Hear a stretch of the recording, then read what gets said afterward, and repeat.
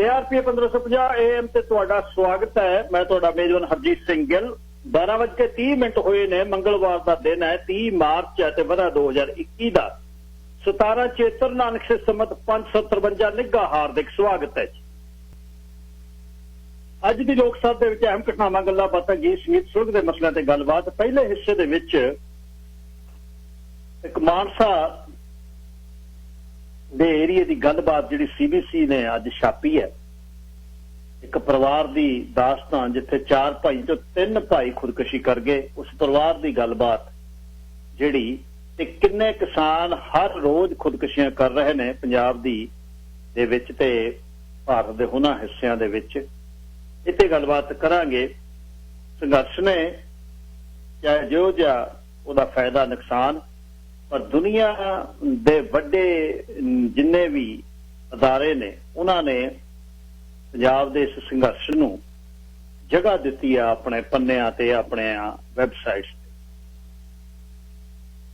ਤੇ। ਇਹੀ ਅੱਜ ਗੱਲ ਜਿਹੜੀ ਤੁਹਾਡੇ ਨਾਲ ਕਰਨੀ ਹੈ ਕਿ ਕਿਰਨ ਕੌਰ 25 ਵਰ੍ਹਿਆਂ ਦੀ, ਉਹਦੇ ਪਰਿਵਾਰ ਦੇ ਵਿੱਚ ਕੀ ਹੋਇਆ ਤੇ ਕਿਵੇਂ ਘਰ ਵਸਦਾ ਜਿਹੜਾ ਉੱਜੜ ਗਿਆ ਤੇ ਜ਼ਿੰਦਗੀ ਕਿੰਨੀ ਔਖੀ ਹੈ ਤੇ ਭਾਰਤ ਦੇ ਵਿੱਚ ਲੋਕ ਖੁਦਕੁਸ਼ੀਆਂ ਕਿਉਂ ਕਰ ਰਹੇ। ਸਲੀਮਾ ਸ਼ਿਵ ਜੀ CBC ਦੀ ਇੱਕ ਜਰਨਲਿਸਟ ਹੈ, ਉਸਨੇ ਬਹੁਤ ਵਧੀਆ ਅੱਜ ਇਸ ਨੂੰ ਐਡੀਟੋਰੀਅਲ ਕੀਤਾ ਵਰਲਡ ਸੈਗਮੈਂਟ ਦੇ ਵਿੱਚ। ਇਹ ਗੱਲਬਾਤ ਕਰਾਂਗੇ। ਫਿਰ ਉਸੇ ਹੀ ਧਰਤ ਤੇ ਉਸੇ ਦੇਸ਼ ਪੰਜਾਬ ਦਾ ਇਤਿਹਾਸ ਤੇ ਜਗਤ ਗੁਰੂ ਬਾਬਾ ਨਾਨਕ ਜੀ ਦੇ ਜੀਵਨ ਦੇ ਵਿੱਚੋਂ ਉਹਨਾਂ ਦੀ ਉਪਮਾ ਜਿਹੜੀ ਹੈ, ਉਹਨਾਂ ਦੇ ਪ੍ਰਗਟ ਤੋਂ ਲੈ ਕੇ ਅਦਾਸੀਆਂ ਉਹਨਾਂ ਦੀਆਂ ਆਪਾਂ ਲਗਭਗ ਪੂਰੀਆਂ ਕਰ ਦਿੱਤੀਆਂ ਸੀ ਵੀ ਦੁਨੀਆ ਦੇ ਇਤਿਹਾਸਕਾਰਾਂ ਦੀ ਨਜ਼ਰ ਜਿਹੜੀ ਹੈ ਨਾਨਕ ਪਾਤਸ਼ਾਹ ਦੇ ਬਾਰੇ ਉਹ ਕੀ ਲਿਖਦੇ ਆ। ਅਗਲੇ ਹਫ਼ਤੇ ਫਿਰ ਮੰਗਲਵਾਰ ਨੂੰ ਗੁਰੂ ਅੰਗਦ ਪਾਤਸ਼ਾਹ ਦੀ ਅਗਲੀ ਕੜੀ ਦੇ ਵਿੱਚ ਉਹਨਾਂ ਦੇ ਇਸ ਸੰਸਾਰ ਦੇ ਵਿੱਚ ਜੀਵਨ ਦੇ ਬਾਰੇ ਕੁਝ ਕੋਸ਼ਿਸ਼ ਕਰਾਂਗੇ ਜਿੰਨੀ ਕੁ ਉਹ ਸਾਹਿਬ ਕਿਰਪਾ ਕਰਨ ਗੱਲਬਾਤ ਕਰਨ ਦੀ। ਤਾਂ ਇਹ ਸੈਗਮੈਂਟ ਸ਼ੁਰੂ ਕੀਤੀ ਸੀ ਕਿ ਪਤਾ ਨਹੀਂ ਬਹੁਤ ਵੱਡੀ ਗਿਣਤੀ ਹੋਣੀ ਆ ਕੌਮ ਦੇ ਵਿੱਚ ਜਿਨ੍ਹਾਂ ਨੂੰ ਗੁਰੂ ਸਾਹਿਬਾਨਾਂ ਦੇ ਜੀਵਨ ਬਾਰੇ ਨਹੀਂ ਪਤਾ। ਬਹੁਤ ਵੱਡੀ ਗਿਣਤੀ ਹੋਣੀ ਹੈ। ਮੈਂ ਵੀ ਤਾਂ ਉਹਨਾਂ ਦੇ ਵਿੱਚੋਂ ਹੀ ਹਾਂ, ਤਾਂ ਹੀ ਮੈਂ ਸ਼ੁਰੂ ਕੀਤਾ ਹੈ ਤੇ ਪਤਾ ਲੱਗੇ ਕੀ ਕੀਤਾ ਉਹਨਾਂ ਨੇ। ਨਹੀਂ ਪਤਾ ਪਹਿਲੇ ਪਾਤਸ਼ਾਹ, 5ਵੇਂ ਪਾਤਸ਼ਾਹ, 10ਵੇਂ ਪਾਤਸ਼ਾਹ, 6ਵੇਂ ਪਾਤਸ਼ਾਹ, ਇਹਨਾਂ ਦੀ ਗੱਲਬਾਤ ਕਰਦੇ ਹਾਂ। ਤਾਂ ਅੱਜ ਇਹ ਦੋਨੇ ਹੀ ਤੁਹਾਡੇ ਸਾਹਮਣੇ ਕਰਨੀਆਂ ਮੈਂ ਕਿ burdened by debt and unable to eke out a living, many farmers in India turn to suicide. India's farming community averaging 28 suicides a day. Saleema Shivji, CBC।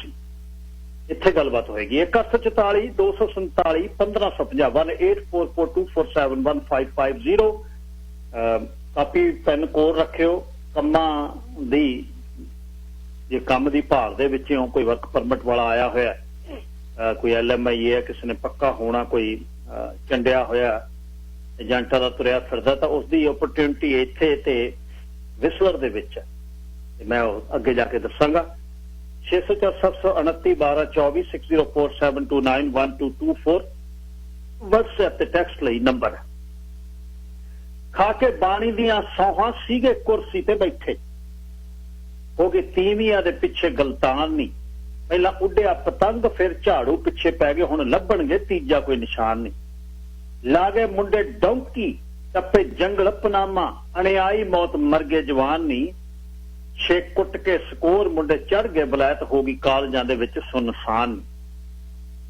ਪਾਲੇ ਘਰ ਘਰਕੀਣਾ ਨਾਲੇ ਬੋਲਦੇ ਆ ਗੋਲੇ, ਪਾਲੇ ਘਰ ਘਰਕੀਣਾ ਨਾਲੇ ਬੋਲਦੇ ਆ ਗੋਲੇ, ਜਿਵੇਂ ਹਾਰ ਦੇ ਦੁਪਹਿਰੇ ਸ਼ਮਸ਼ਾਨ ਨਹੀਂ। ਬਾਲ ਪੁਣੇ ਵਿੱਚ ਚਾਵ ਨਾਲ, ਬਾਲ ਪੁਣੇ ਵਿੱਚ ਚਾਵਾਂ ਨਾਲ ਲਾਏ ਜਿਹੜੇ ਰੁੱਖ ਹੁਣ ਆਉਣ, ਹੁਣ ਉਹਨਾਂ ਨਾਲ ਹੀ ਝੂਟ ਗਏ ਕਿਸਾਨ।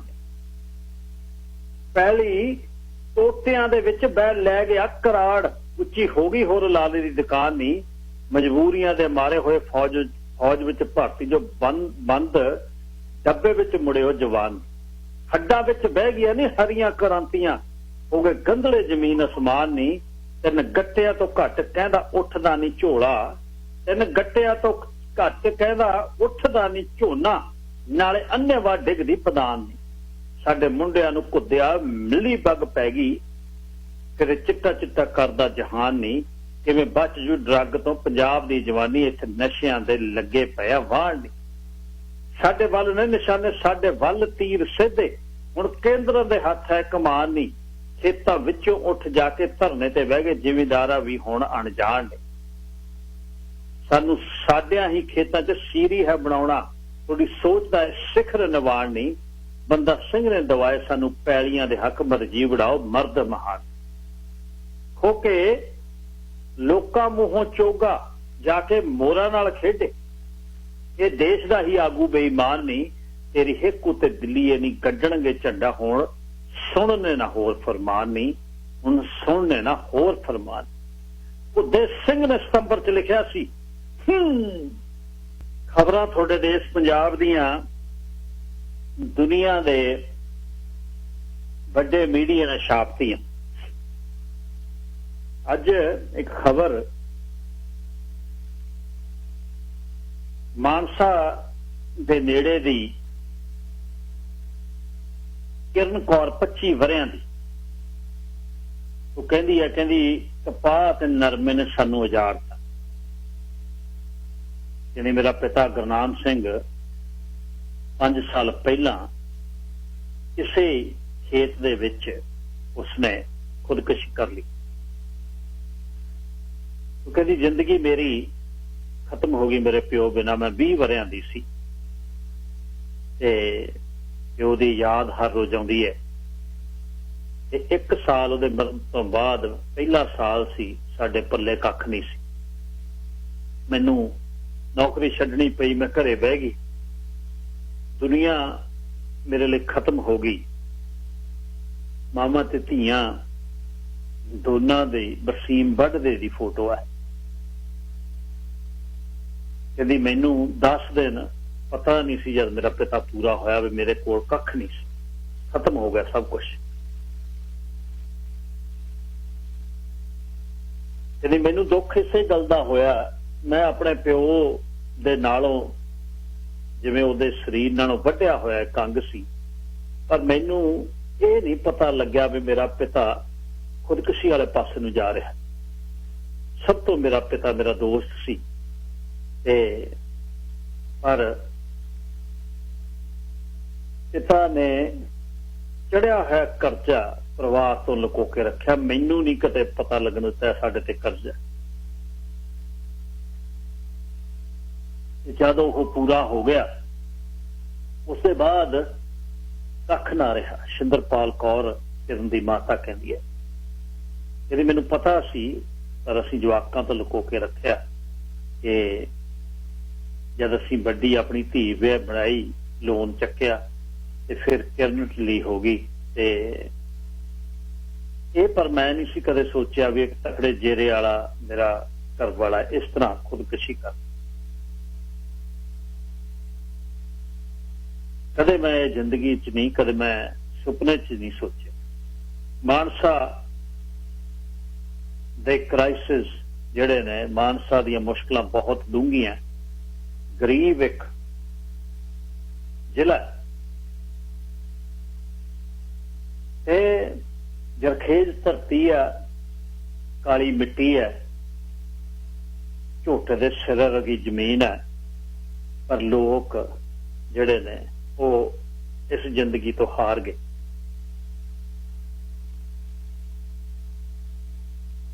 ਦਿਵਾਲਾ ਲੋਕ ਕੱਢ ਰਹੇ ਨੇ, ਬੈਂਕਰਪਸੀਆਂ ਹੋ ਰਹੀਆਂ ਨੇ। ਤੇ ਇੰਡੀਆ ਦਾ ਜਿਹੜਾ ਖੇਤੀਬਾੜੀ ਦਾ ਕੰਮ ਹੈ, ਉਹ ਦਿਨ ਦਿਨ ਹਰ ਰੋਜ਼ ਖਤਮ ਹੋ ਰਿਹਾ। ਨੈਸ਼ਨਲ ਕ੍ਰਾਈਮ ਰੈਕਰਡ ਬਿਊਰੋ ਨੇ ਦੱਸਿਆ ਕਿ 10,000 ਫਾਰਮਰ ਨੇ ਜਿਹੜਾ 2019 ਦੇ ਵਿੱਚ ਜਿਹੜਾ ਖੁਦਕੁਸ਼ੀ ਕੀਤੀ ਹੈ। 8% ਟੋਟਲ ਇੰਡੀਆ ਦੀ ਸੁਸਾਈਡ ਵਿਕਟਮ ਜਿਹੜੇ ਨੇ ਉਹਦੇ ਵਿੱਚੋਂ ਨੇ।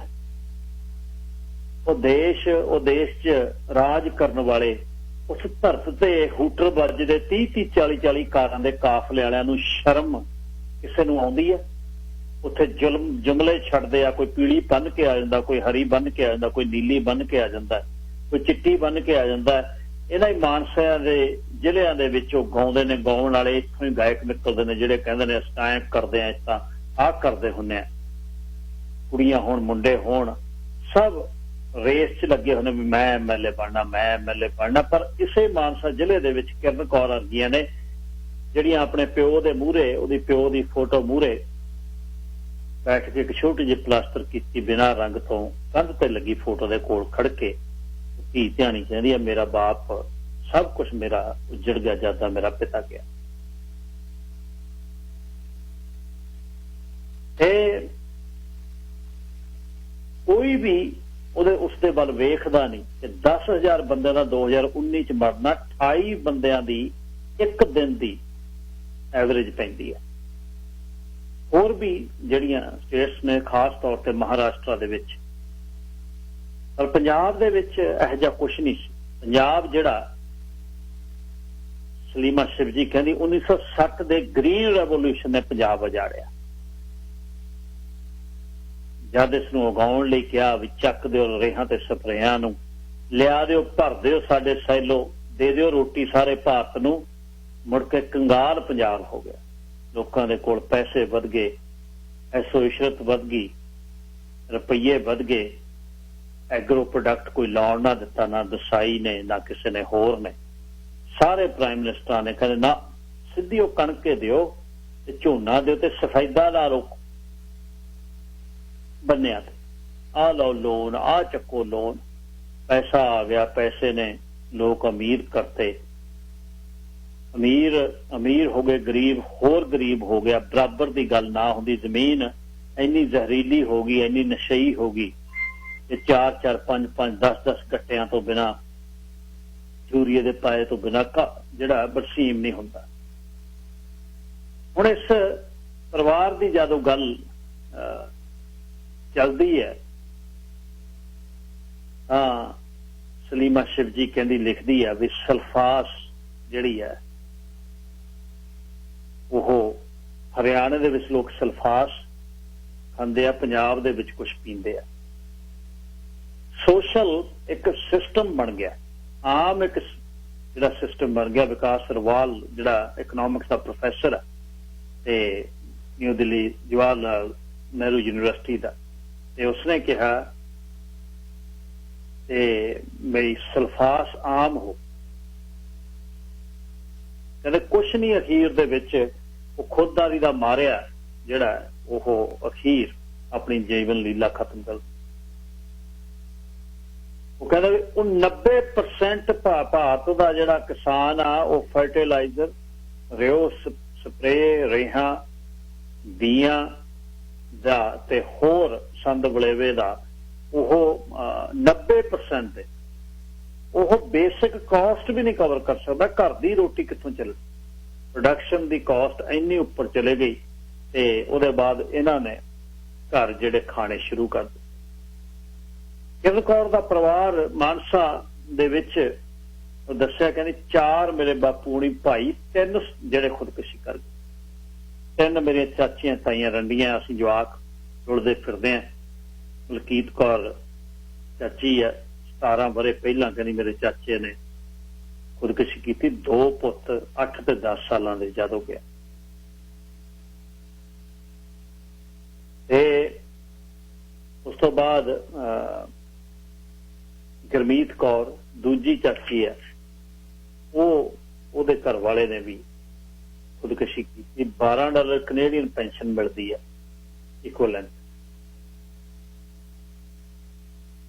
ਉਹ ਕਹਿੰਦਾ ਇੱਕ ਵੀ ਦਿਨ ਨਹੀਂ ਹੈ ਜਿੱਦਣ ਸਾਡੇ ਘਰ ਦੇ ਵਿੱਚ ਕੋਈ ਖੁਸ਼ੀ ਹੋਵੇ, ਅਸੀਂ ਸਾਰਾ ਕੁਛ ਸਾਡਾ ਉਜੜ ਗਿਆ, ਕੱਖ ਨਹੀਂ ਹੈ। ਹੁਣ ਰਿਫਾਰਮ ਦੀਆਂ ਗੱਲਾਂ, ਫੋਟੋਆਂ, ਬਹੁਤ ਕੁਛ ਉਹਨੇ ਛਾਪਿਆ ਕੁੜੀ ਨੇ ਨਾ ਪੜ੍ਹਨ ਵਾਲਾ। ਤੇ ਕਿਰਨ ਕੌਰ ਹੈ ਜਿਹੜੀ ਫਿਰ ਉਹ ਸੰਘਰਸ਼ ਤੇ ਗਈ ਕੁੜੀ ਹੈ, ਜਿਹਦੀ ਖਬਰ ਜਿਹਦੇ ਕਰਕੇ ਜਾ ਕੇ ਸਿੰਘੂ ਬਾਰਡਰ ਤੇ ਬੈਠੀ ਤੇ ਉੱਥੇ ਪ੍ਰਸ਼ਾਦਾ ਪਾਣੀ ਸੇਵਾ ਕੀਤੀ। ਤੇ ਫਿਰ ਉਸਨੇ ਦੱਸਿਆ ਵੀ ਕਿਵੇਂ एक धी प्यो बिना जिहड़ी है वो किवें जीवी है। पर इहदे बावजूद भी टब्बर च कख नहीं, सिर तक कर्जा है, फिर भी संघर्ष से जाके बैठी। कोई नैशनल प्रिवेंशन वो कहती स्ट्रैटजी है नहीं, ते बस साडा कोई नहीं है, किसी ने सानू सामभना नहीं। ये भी कहती सानू पता है, एक ने आ जाना, दूजे ने चले जाना, दूजे ने आ जाना, तीजे ने चले जाना, कुछ नहीं है। तो यह स्टैंड ऑफ दी गल्लां बहुत कुछ है जिहड़ी मर्जी तुसीं गल उत्थे कर। पर एक गल इहदे विचों सिद्ध है कि यह कानून जे रिफॉर्म हो जाण ना हो जाण, पंजाब हथों किर गए। ਜਿਹੜੇ ਚਲੇ ਗਏ ਉਹਨਾਂ ਦੇ ਘਰ ਦੇ ਵਿੱਚ ਇਹ ਕਾਨੂੰਨ ਕਿਤੇ ਉਹਨਾਂ ਦੇ ਪਿਓ ਨੂੰ ਵਾਪਸ ਲੈ ਆਉਣਗੇ ਕਿ 3 ਏਕੜ ਚੋਂ ਕੀ ਉਹਦੇ 30 ਕਿੱਲੇ ਬਣ ਜਾਣਗੇ? ਕੀ ਫਰਕ ਪੈਣਾ? ਅਖੀਰ ਉਹ ਜ਼ਮੀਨ ਹੱਥੋਂ ਨਿਕਲ ਜਾਣੀ ਹੈ। ਹਲੇ ਆਪਣਾ ਇਸ ਕੁੜੀ ਨੇ ਵਿਆਹ ਕਰਾਉਣਾ, ਹਲੇ ਭੈਣ ਦਾ ਵਿਆਹ ਹੋਇਆ, ਤੇ 3 ਏਕੜਾਂ ਦਾ ਕੀ ਉਹਨੇ 3 ਏਕੜਾਂ ਨੇ ਕਰਨਾ।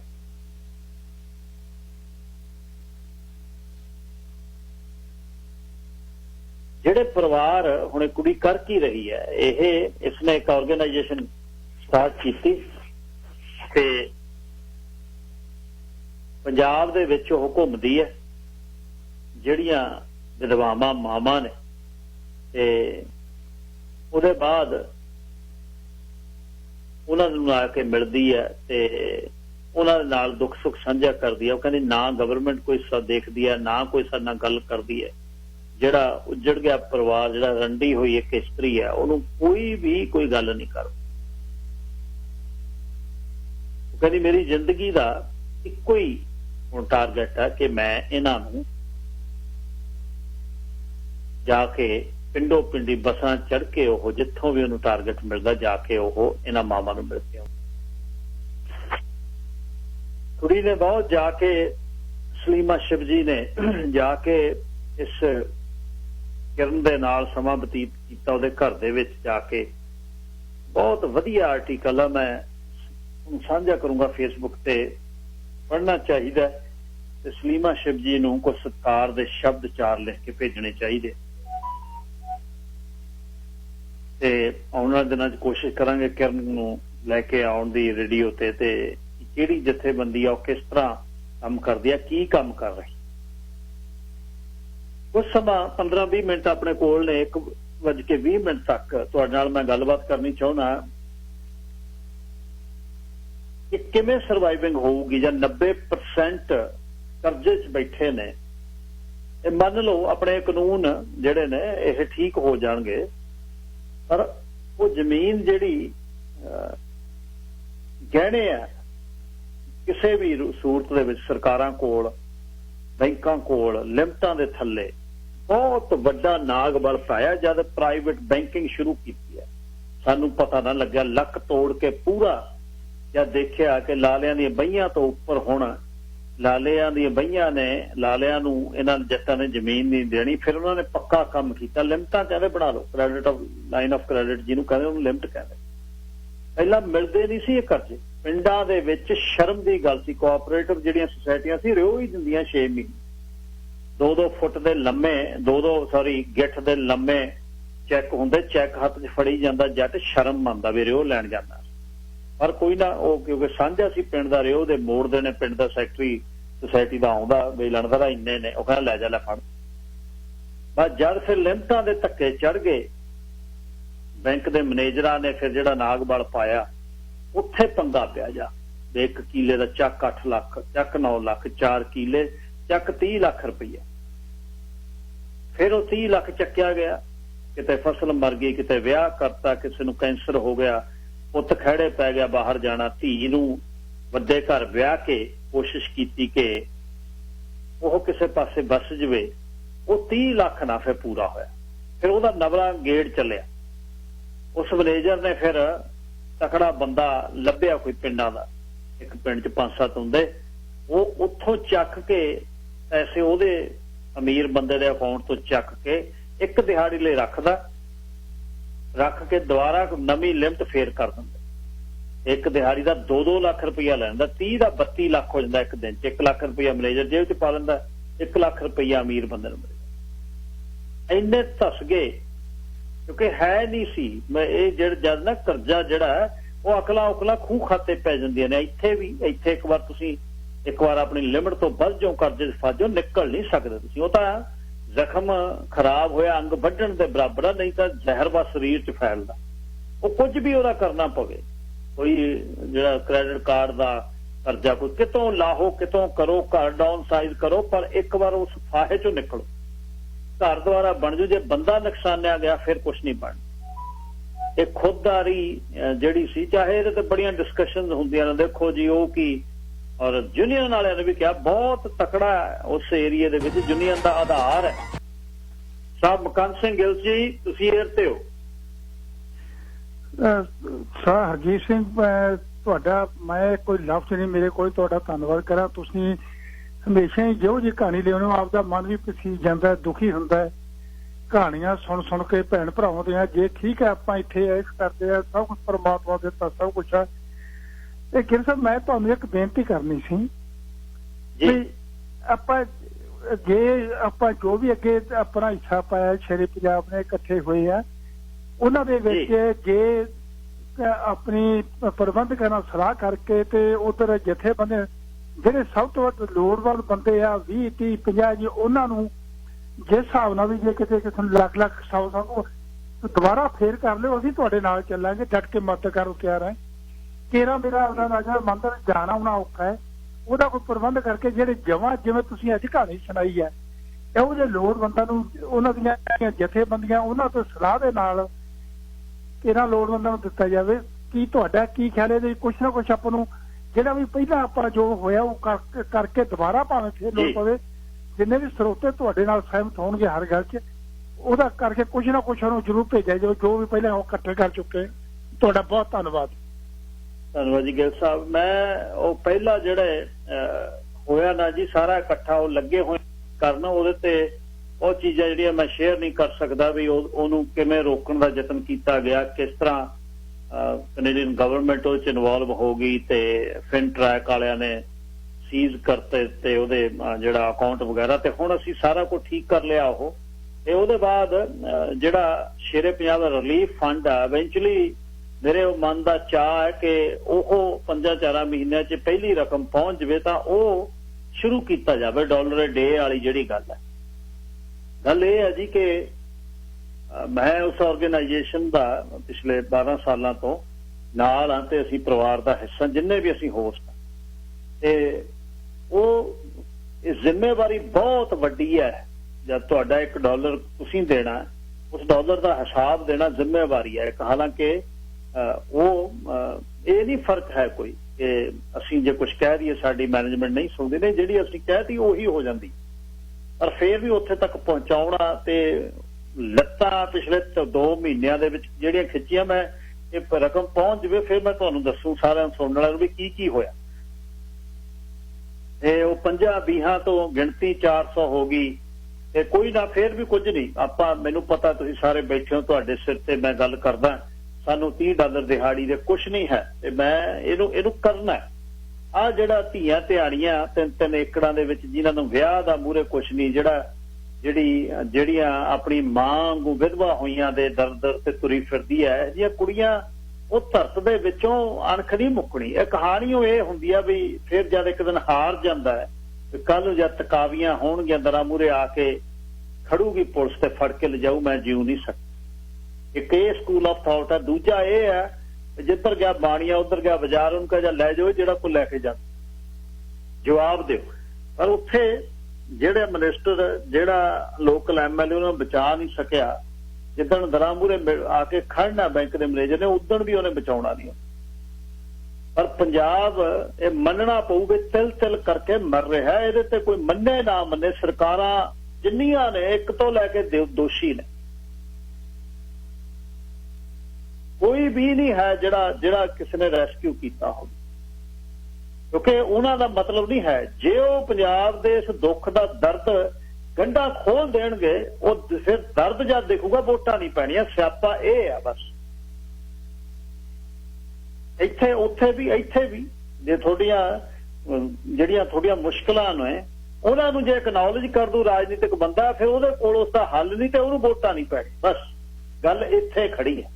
ਆਖਰੀ ਸਾਲ ਸੜਕਾਂ ਨੂੰ ਲਾ ਦਿਓ, ਸਾਫ਼ ਕਰ ਦਿਓ, ਇਹ ਕਰ ਦਿਓ, ਉਹ ਕਰ ਦਿਓ, ਫੋਨ ਦੇ ਦਿਓ, ਦੇਖੋ ਤੁਸੀਂ ਕੀ ਹੋਣਾ। 100 ਕਰੋੜ ਪ੍ਰਸ਼ਾਂਤ ਕਿਸ਼ੋਰ ਨੂੰ ਦੇ ਦਿਓ, ਕਿਵੇਂ ਜਿਤਾਉਣਾ। ਇਸ ਵਾਰ ਕਿੱਥੇ ਗੁਟਕਾ ਕਿਹੜੇ ਪਾਸਿਓਂ ਚੁਕਾਉਣਾ ਉਹ ਦੱਸੂ। ਬਿਹਾਰ ਦਾ ਇੱਕ ਬੰਦਾ, ਉਹਦੇ ਮੂਹਰੇ ਸਰਦਾਰ 35-40 MLA ਗੋਡਨੀ ਭਾਰ ਹੋਏ ਖੜੇ ਨੇ। ਇਹਨਾਂ ਨੂੰ ਧਿਰਕ ਨਹੀਂ ਤੁਹਾਨੂੰ ਇਹੋ ਜਿਹੀਆਂ ਗੱਡੀਆਂ ਨਾਲੋਂ ਕੀ ਫੂਕਣੀਆਂ। ਇਹੋ ਜਿਹੀਆਂ ਗੱਡੀਆਂ ਹੱਥ ਜੋੜ ਕੇ ਖੜੇ ਹੋ ਤੁਸੀਂ ਉਸ ਪੰਜਾਬ ਦੇ ਜਾਏ ਜਿੱਥੇ ਤੁਹਾਡੀ ਆਨ ਸ਼ਾਨ ਹੋਵੇ ਤੇ ਇੱਕ ਬੰਦੇ ਤੋਂ MLA ਦੀ ਟਿਕਟ ਜਿੱਤਣ ਲਈ ਉਦੋਂ ਹੱਥ ਜੋੜਦੇ ਹੋ ਤੁਸੀਂ, ਹੱਥੇ ਜੋੜਦੇ ਹੋ ਜਾਂ ਬੈਠੇ ਨੂੰ ਤੁਹਾਡੇ CM ਤੋਂ ਬਿਨਾਂ ਉਹ ਇੰਸਟਰਕਸ਼ਨਾਂ ਦਊਗਾ। ਸੋ ਇਹ ਰਾਜਨੀਤਿਕ ਹੱਲ ਕਿੰਨਾ ਕੁ ਹੋ ਜੂ, ਇਹ ਬਹੁਤ ਔਖਾ ਹੈ। ਕੋਈ ਵਧੀਆ ਪਾਰਟੀ ਆ ਜੂ, ਕੀ ਕਰ ਲੂ? ਕੀ ਉਹ 20 ਲੱਖ 25 ਲੱਖ ਇੱਕ ਜੱਟ ਦਾ ਜਿਹੜਾ ਕਰਜ਼ਾ ਹੈ ਉਹਨੂੰ ਲਾ ਦੂ? 3 ਲੱਖ ਕਰੋੜ ਹੋ ਜਾਣਾ 5-7 ਮਹੀਨਿਆਂ 'ਚ। 3 ਲੱਖ ਕਰੋੜ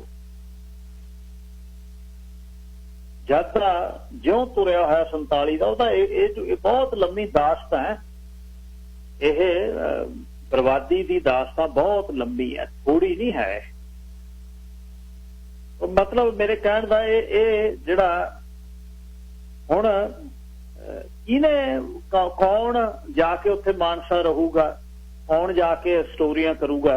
ਪਰ ਕੁਦਰਤੀ ਇਸ ਕੁੜੀ ਸਲੀਮਾ ਸ਼ਿਵਜੀ ਗਈ ਹੋਈ ਸੀ, ਉਹਦੇ ਮਨ ਨੂੰ ਦੁੱਖ ਸੀ, ਉਹ ਜਾ ਕੇ ਉਹ ਪਿੰਡਾਂ 'ਚ ਜਾ ਬੜੀ ਕਿਵੇਂ ਉਹ ਕਵਰ ਕਰਨਗੇ। ਸਿੰਘੂ 'ਚ ਵਿਧਵਾਵਾਂ ਦਾ ਇੱਕ ਗਰੁੱਪ ਸੀ ਜਿਹੜਾ ਪ੍ਰਸ਼ਾਦਾ ਆਪਣੇ ਬਣਾ ਕੇ ਛਕਾਉਂਦਾ ਆਪਣੇ ਭਾਈਆਂ ਨੂੰ ਤੇ ਜਵਾਕਾਂ ਨੂੰ। ਉੱਥੇ ਕਿਰਨ ਮਿਲ ਗਈ, ਕਿਰਨ ਪਿੰਡ ਲੈ ਗਈ ਉਹਨੂੰ ਤੇ ਫਿਰ ਉਹਨੇ ਆਪਣਾ ਘਰ ਦਿਖਾਇਆ ਵੀ ਆਹ ਦੇਖ ਮੇਰਾ ਬਾਪੂ ਸਿੱਧੂ ਗੋਤ ਹੈ, ਤੇ ਪਿੰਡ ਨਹੀਂ ਦੱਸਿਆ। ਬਸ ਹਾਰ ਗਈ ਕਹਾਣੀ। ਹੁਣ ਇਹਦੇ ਵਿੱਚੋਂ ਨਿਕਲਣ ਨੂੰ ਕਿੱਧਰ, ਰੈਸਕਿਊ ਕਿੱਥੇ ਹੈ? ਇਹ 'ਚ ਨਿਕਲਣਾ ਬਹੁਤ ਔਖਾ।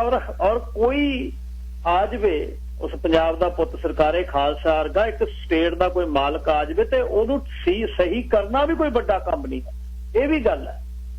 ਪਰ ਉਹ ਕਰਦੇ ਨਹੀਂ, ਕਿਉਂਕਿ ਉਹਨਾਂ ਨੂੰ ਇੱਕ ਨੇ ਹਜ਼ਾਰਾਂ ਕਰੋੜਾਂ ਦੀ ਬਣਾ ਲਈ, ਇੱਕ ਨੇ 7 ਸਟਾਰ ਬਣਾ ਲਿਆ, ਦੂਜਾ ਕਹਿੰਦਾ ਮੇਰਾ ਮਹਿਲ ਬਣਾ ਦੇ 5 ਕਿੱਲੇ ਦਾ, ਇੱਥੇ ਮੈਂ ਤੇਰੇ ਵੱਲ ਨਹੀਂ ਝਾਕਦਾ, ਤੂੰ ਮੇਰੇ ਵੱਲ ਨਾ ਝਾਕੀ। ਖਤਮ ਕਹਾਣੀ।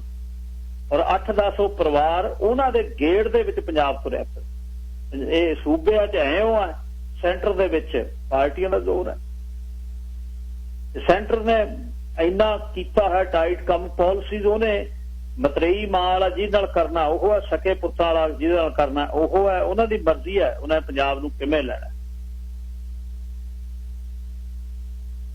ਤੇ ਚੋਰਾਂ ਤੋਂ, ਚੱਕਿਆਂ ਤੋਂ ਪਿੰਡ ਨੂੰ ਬਚਾਉਣਾ, ਤੇ ਚੌਂਕੀਦਾਰ ਜੇ ਕੈੜਾ ਹੋਵੇ, ਚਾਹੇ ਉਹਦਾ 2 ਸਾਲ ਲੱਗਣ 3 ਸਾਲ ਲੱਗਣ, ਰਾਜਨੀਤੀ ਦੀ ਇੱਕ ਖੁਦਕੁਸ਼ੀ ਕਰਨ ਲਈ ਕੋਈ ਨਿੱਤਰ ਕੇ ਮੂਹਰੇ ਆ ਜਾਵੇ, ਪੰਜਾਬ ਬਚ ਸਕਦਾ ਹਲੇ।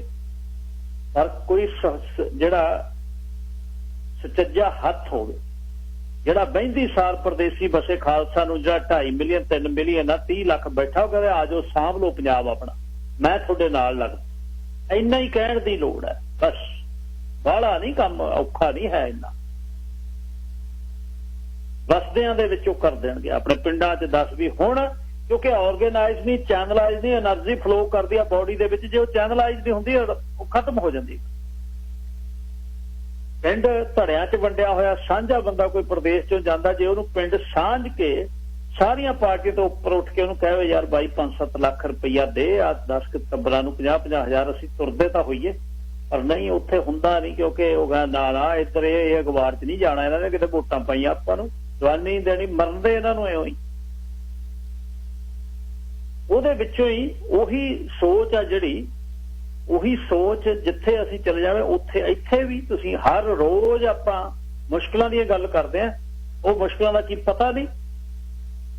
ਜਿਹੜੇ ਉਹ ਪਾਟਣ ਤੇ ਆ ਗਏ ਤੇ ਜਿਹੜੇ ਮਿਲੀਅਨ ਦੀਆਂ ਗੱਲਾਂ ਦੱਸਦੇ ਨੇ, ਜਿੱਥੇ ਬਹਿੰਦੇ ਨੇ ਸਾਡਾ 20 ਮਿਲੀਅਨ ਬਣ ਗਿਆ, 25 ਬਣ ਗਿਆ, ਪੈਂਟ ਹਾਊਸ ਲੈ ਲਿਆ, ਆਹ ਲਾਟਾਂ ਲੈ ਲਈਆਂ, ਉਹ ਲੈ ਲਿਆ, ਸਾਹ ਚੜਦਾ ਹੈ ਨਾਸਾਂ ਦੇ ਵਿੱਚੋਂ, ਫਰ ਸਾਹ ਚੱਲਦਾ ਹੈ। ਉਹਨਾਂ ਨੂੰ ਇਹ ਵੀ ਪਤਾ ਹੈ ਵੀ ਕਿਵੇਂ ਲੁੱਟੀ ਦੇ ਆ ਲੋਕ, 50-50 ਹਜ਼ਾਰ 60-60 ਹਜ਼ਾਰ ਕਿਵੇਂ ਗੁੱਠੇ ਲੱਗਦੇ ਆ ਇੱਥੇ, ਕਿਵੇਂ ਪੰਜਾਬ ਦੇ ਵਿੱਚ ਮਹਾਲੀ ਏਜੰਟ ਲੈਂਦੇ ਆ, ਤੇ ਕਿੱਥੇ ਫਿਰ ਸੋਨੇ ਦੀਆਂ ਝਾਲ ਵਾਲੀਆਂ ਟੂਟੀਆਂ ਲੱਗਦੀਆਂ ਕੋਠੀਆਂ 'ਚ, ਉਹ ਵੀ ਉਹਨਾਂ ਨੂੰ ਪਤਾ। ਪਰ ਉਹ ਪੈਟਰਨ ਉਹੀ ਹੈ, ਉਹ ਕਹਿੰਦਾ ਵੀ ਜੇ ਗੰਢ ਖੋਲਾਂਗੇ ਉਹ ਮੁਸ਼ਕਲ ਆਊ, ਮੁਸ਼ਕਲ ਦਾ ਮੈਂ ਰੌਲਾ ਪਾਊਂ, ਮੈਨੂੰ ਵੋਟ ਨਹੀਂ ਪੈਣੀ। ਆਹੀ ਪੰਜਾਬ ਦਾ ਮਾਡਲ ਹੈ ਜਿਹੜਾ ਹਰ ਜਗ੍ਹਾ ਹੈ ਉਹੀ ਹੈ। ਕਿਉਂਕਿ ਜਦ ਕਿਸੇ ਸਰਕਾਰ ਨੇ ਜਿੱਤਣਾ ਉਹਨੇ ਗੋਲਡਨ ਡੇ ਦੇ ਦਿਖਾਉਣੇ ਨੇ, ਸੁਨਹਿਰੇ ਦਿਨ। ਉਹਨੇ ਜੇ ਕਾਲੇ ਦਿਨ ਦਿਖਾ ਦਿੱਤੇ ਉਹਦੇ ਬਾਅਦ ਵੋਟਾਂ ਨਹੀਂ ਪੈਣੀਆਂ, ਫਾਹਾ ਇੱਥੇ ਆ ਕੇ ਖੜ ਗਿਆ ਬਸ। ਇਹ ਜਿਹੜੀ ਉੱਥੇ ਦੀ ਕਹਾਣੀ ਆ ਉਹ ਇੱਕ ਕਹਾਣੀ ਨਹੀਂ ਹੈ, ਉਹ ਤਾਂ ਇੱਕ ਪਰਿਵਾਰ ਦੀ ਇਹ ਤਾਂ ਕਹਾਣੀ ਦੱਸ ਦਿੱਤੀ ਕਿਰਨ ਦੇ, ਪਰ ਇਹਦਾ ਹੱਲ ਜਿਹੜਾ ਹੈ ਉਹ ਹੋ ਸਕਦਾ, ਐਡੀ ਵੱਡੀ ਗੱਲ ਨਹੀਂ ਹੈ। ਸਤਚਰਨ ਸਿੰਘ ਜੀ ਲਾਈਨ ਨੰਬਰ 2 ਤੁਸੀਂ ਇਹ ਤੇ ਹੋ ਜੀ। ਹੈਲੋ ਜੀ, ਸਰਦਾਰ ਹਰਜੀਤ ਸਿੰਘ ਜੀ ਗਿੱਲ ਸਾਹਿਬ, ਸਤਿ ਸ੍ਰੀ ਅਕਾਲ ਜੀ। ਸਤਿ ਸ਼੍ਰੀ ਅਕਾਲ ਜੀ ਔਲਖ ਸਾਹਿਬ। ਤੇ ਬਹੁਤ ਹੀ ਵਧੀਆ ਤਰੀਕੇ ਨਾਲ ਤਾਂ ਅੱਗੇ ਕੱਲ ਕਹਿ ਚੁੱਕੇ ਆ, ਮੇਰੇ ਕੋਲ ਦੁਬਾਰਾ ਨਹੀਂ ਦਰਾ ਜਾਂਦਾ। ਜਿਸ ਤਰੀਕੇ ਨਾਲ ਤੁਸੀਂ ਗੱਲ ਕਰਦੇ ਜੇ ਨਾ ਤੇ ਅਸੀਂ ਸੁਣਦੇ ਆ ਬੜੇ ਧਿਆਨ ਨਾਲ ਸਾਰੇ ਹੀ, ਸਾਡੇ ਕੋਲ ਉਹੋ ਜਿਹੇ ਤਰੀਕੇ ਨਾਲ ਗੱਲ ਨਹੀਂ ਹੋ ਸਕਦੀ। ਪਰ ਫਿਰ ਵੀ ਜਿਸ ਤਰ੍ਹਾਂ ਤੁਸੀਂ ਪੰਜਾਬ ਦੇ ਦੁਕਾਨ ਦਾ ਦੱਸਿਆ ਨਾ ਤੇ ਦੱਸਦੇ ਰਹਿੰਦੇ ਆਏ ਜੇ, ਦੇਖੋ ਤੁਸੀਂ ਗ੍ਰੀਨ ਰੈਵੋਲੂਸ਼ਨ ਦੀ ਗੱਲ ਕੀਤੀ ਹੈ ਵੀ ਇਸ ਨੇ ਪੰਜਾਬ ਦਾ ਪੱਠਾ ਬਿਠਾਇਆ ਵਾ। ਬਿਲਕੁਲ ਮੈਂ ਸਹਿਮਤ ਇਸ ਗੱਲ ਨਾਲ।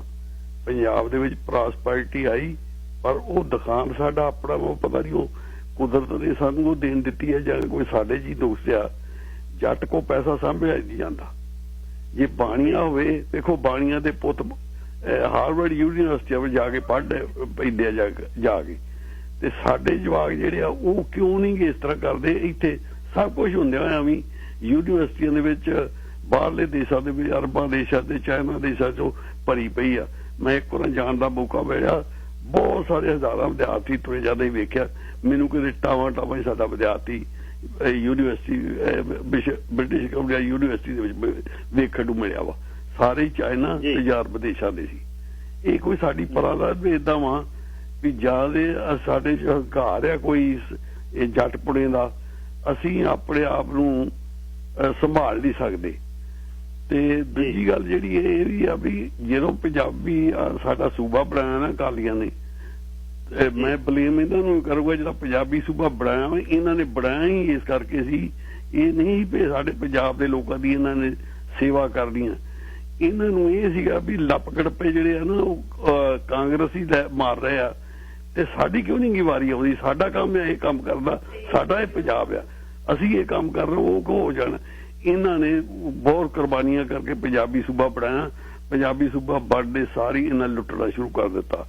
ਜਿੰਨੇ ਅਕਾਲੀਆਂ ਦੇ ਇਸ ਵੇਲੇ ਜਾਇਦਾਦਾਂ ਨਾ, ਮੈਂ ਕਹਿੰਦਾ ਜਿਸ ਤਰ੍ਹਾਂ ਇੱਥੇ ਡਰੱਗ ਜਾਂ ਆਪਣੇ ਨਜਾਇਜ਼ ਮਨੀ ਬਣਾਉਣ ਵਾਲੇ ਲੋਕਾਂ ਦੇ ਜਿਹੜੇ ਘਰ ਜਿਹੜੇ ਆ, ਹਰ ਮਹੀਨੇ ਮੈਂ ਵੇਖਦਾ ਪੁਲਿਸ ਜਿਹੜੀ ਆ ਫੋਰਫੀਟ ਕਰ ਲੈਂਦੀ ਇੱਥੇ, ਜਿਹਨਾਂ ਨੇ ਨਜਾਇਜ਼ ਪੈਸੇ ਕਮਾ ਕੇ ਪੈਸਾ ਬਣਾਇਆ ਹੋਵੇ ਨਾ, ਤੇ ਪੁਲਿਸ ਨੂੰ ਪਤਾ ਲੱਗ ਜਾਏ ਜਾਂ ਐਡਮਿਨਿਸਟ੍ਰੇਸ਼ਨ ਨੂੰ, ਉਹਨਾਂ ਦੇ ਘਰ ਜਿਹੜੇ ਆਰਾਮ ਕਰ ਦਿੰਦੇ, ਵੇਚ ਦਿੰਦੇ ਉਹਨਾਂ ਨੂੰ ਖੋ ਕੇ।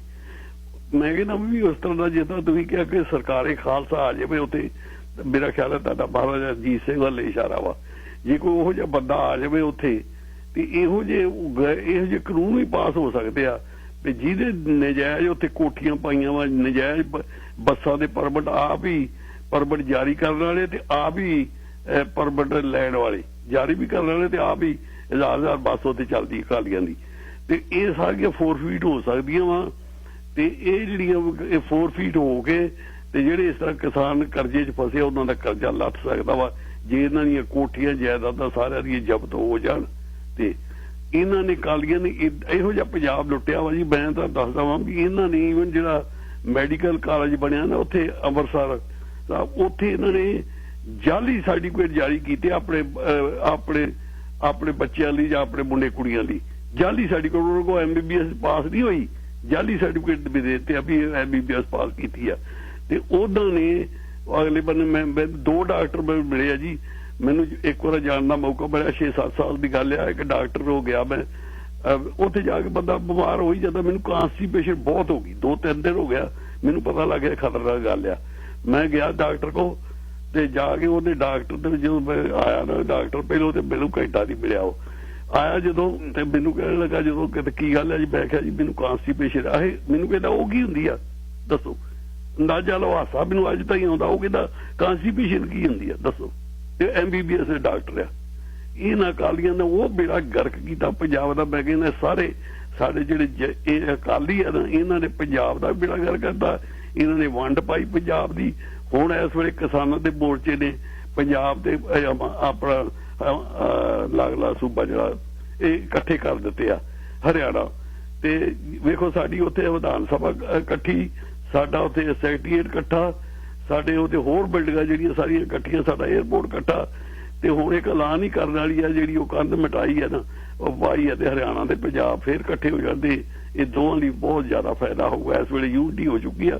ਕਿਸਾਨ ਇੱਕ ਅਨਪੜ੍ਹ ਬੰਦਿਆਂ ਨੇ ਉੱਥੇ ਆਣ ਕੇ ਇੱਕ ਕਾਰਨਾਮਾ ਕਰਕੇ ਵਿਖਾਤਾ ਵਾ, ਜਿਹੜਾ ਇਹ ਦੁਨੀਆ ਦੇ ਇਤਿਹਾਸ ਦੇ ਵਿੱਚ ਯਾਦ ਰਹੂ ਸਾਨੂੰ। ਤੇ ਇਹਨਾਂ ਅਕਾਲੀਆਂ ਨੂੰ ਉੱਥੋਂ ਮੇਰਾ ਆਪਣਾ ਪੱਕਾ ਵਿਸ਼ਵਾਸ ਹੈ, ਅਕਾਲੀਆਂ ਨੂੰ ਉੱਥੋਂ ਕਿਸੇ ਤਰੀਕੇ ਨਾਲ ਕੱਢਣਾ ਚਾਹੀਦਾ ਵਾ। ਇਹਨਾਂ ਦੇ ਹੱਥ 'ਚ ਕੋਈ ਵੀ ਤਾਕਤ ਨਹੀਂ ਚਾਹੀਦੀ। ਇਹ ਤੇ ਗੁਰਦੁਆਰੇ ਖਾ ਗਏ, ਗੁਰਦੁਆਰਾ ਸਾਡਾ ਚੜਾਵਾ ਜਿਹੜਾ ਵਾ ਜਾ ਕੇ ਉਹ ਖਾਈ ਜਾਂਦੇ ਉੱਥੇ ਬੈਠੇ। ਇਸ ਵਜ੍ਹਾ ਕਰਕੇ ਮੈਂ ਤੇ ਇਹਨਾਂ ਦੇ ਬੜਾ ਸਖਤ ਬਰਖਲਾਫ ਹੈ ਜਿਹੜਾ ਇਹਨਾਂ ਨੇ ਪੰਜਾਬ ਦੀ ਵੰਡ ਕੀਤੀ ਉਸ ਵੇਲੇ ਤੋਂ ਹੀ, ਜਦੋਂ ਦਾ ਪੰਜਾਬੀ ਸੂਬਾ ਬਣਿਆ।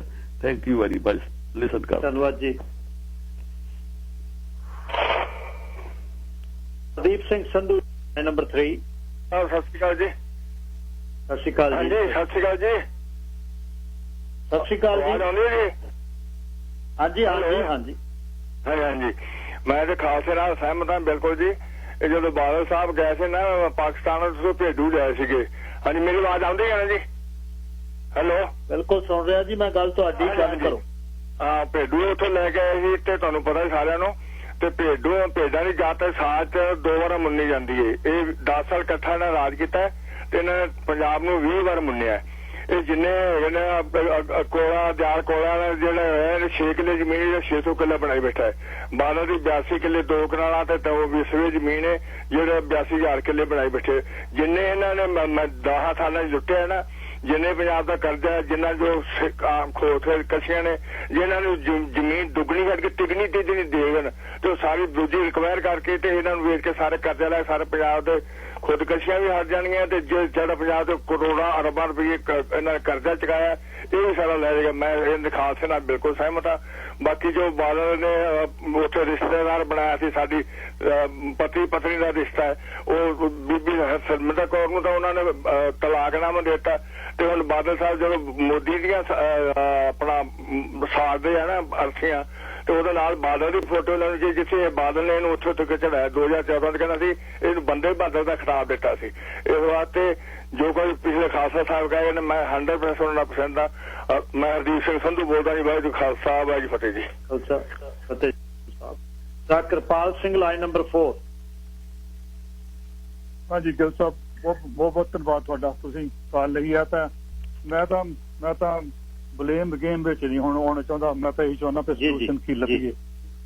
ਜਿਹੜੀ ਵਿਸ਼ਵਲ ਥਿੰਕਿੰਗ ਦਾ ਆਪਾਂ ਕਹਿੰਦੇ ਜਦੋਂ ਮਹਾਰਾਜ ਜੀ ਤੋਂ ਰਾਜ ਆ ਜਾ, ਪਰ ਹਾਲੇ ਆਉਣ ਦੇ ਚਾਂਸ ਨਹੀਂ, ਕਿਉਂਕਿ ਸਿਸਟਮ ਇੰਨਾ ਕਰਪਟ ਹੋ ਚੁੱਕਾ। ਲੋਕਾਂ ਦੇ ਦਿਮਾਗ ਵੀ ਹਾਲੇ ਕਰਪਟ ਇੰਨੇ ਹੋ।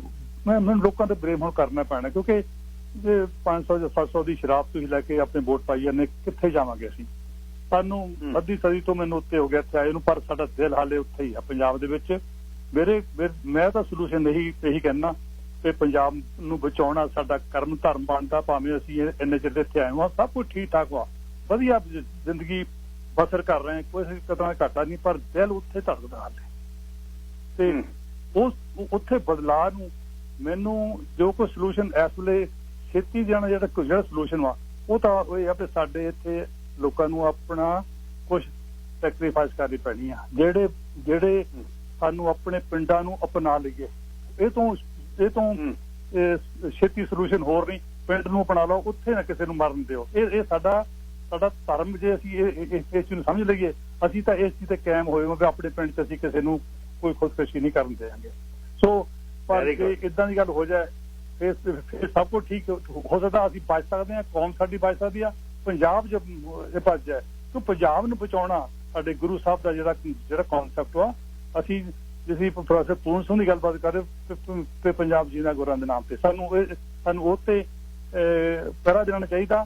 ਤੇ ਮੈਂ ਆਪ ਵੀ ਪਰਸਨਲ ਤੌਰ ਤੇ ਜੇ ਹੁਣ ਵੀ ਸਾਨੂੰ ਚਾਂਸ ਮਿਲੇ ਪੰਜਾਬ ਨੂੰ ਵਾਪਸ ਵੱਲ ਚੱਲ ਜਾਈਏ, ਉਹਨੂੰ ਅੱਜ ਵੀ ਸੋਨੇ ਦਾ ਬਣਾ ਸਕਦੇ ਹਾਂ ਜੇ ਉਹ ਉੱਥੇ ਚੰਗੀ ਗੌਰਮੈਂਟ ਆਵੇ। ਚੰਗੀ ਗੌਰਮੈਂਟ ਦੇ ਆਉਣ ਦੇ ਚਾਂਸ ਹਾਲੇ ਘੱਟ ਵਾ। ਸੋ ਆਪਣੇ ਪਿੰਡਾਂ ਨੂੰ ਸੰਭਾਲ ਲਓ। ਬਹੁਤ ਬਹੁਤ ਧੰਨਵਾਦ ਤੁਹਾਡਾ ਟਾਈਮ ਦੇਣ ਦਾ। ਸਤਪਾਲ ਸਿੰਘ ਜੀ।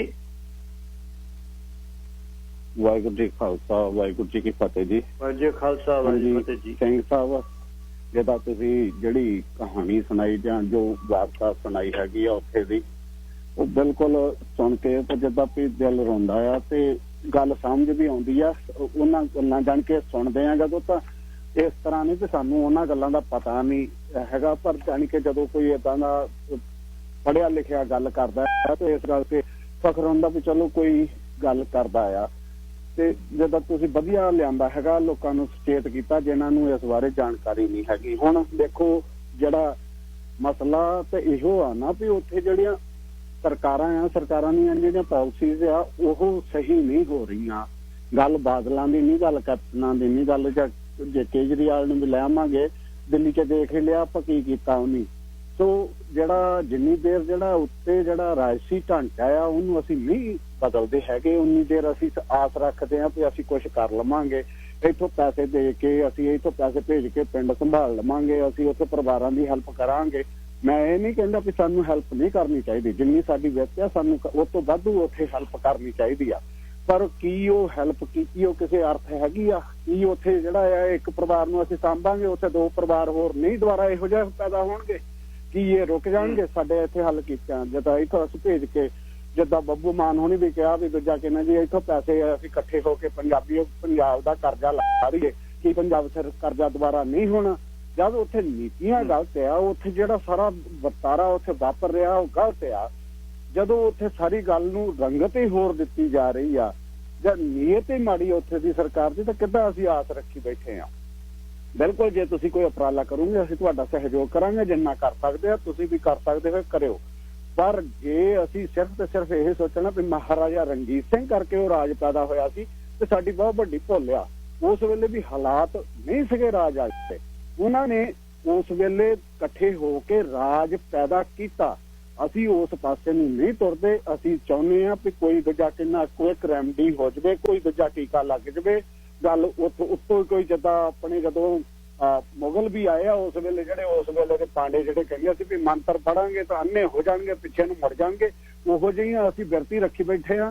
ਨਹੀਂ ਕੋਈ ਹੱਲ ਹੋਣਾ। ਜੇ ਅਸੀਂ ਹੱਲ ਵਾਕਿਆ ਚਾਹੁੰਦੇ ਆ ਤੇ ਫਿਰ ਸਹੀ ਸੋਲਿਊਸ਼ਨ ਲੱਭੀਏ, ਉੱਥੇ ਰਾਜ ਪ੍ਰਬੰਧ ਬਦਲੀਏ। ਜੇ ਨਹੀਂ ਬਦਲਣਾ ਤੇ ਇਸੇ ਤਰ੍ਹਾਂ ਹੀ ਆਪਾਂ ਰੋਜ਼ ਗੱਲਾਂ ਕਰਾਂਗੇ। ਵਾਹਿਗੁਰੂ ਜੀ ਖਾਲਸਾ ਵਾਹਿਗੁਰੂ ਜੀ ਫਤਿਹ ਜੀ। ਜੀ ਖਾਲਸਾ ਵਾਹਿਗੁਰੂ ਫਤਿਹ। ਵਪਾਰਕ ਸੰਦੇਸ਼ ਆ ਕੇ ਨਾਨਕ ਪਾਤਸ਼ਾਹ ਜੀ ਦੇ ਜੀਵਨ ਸੰਬੰਧੀ ਅਗਲੀ ਕੜੀ।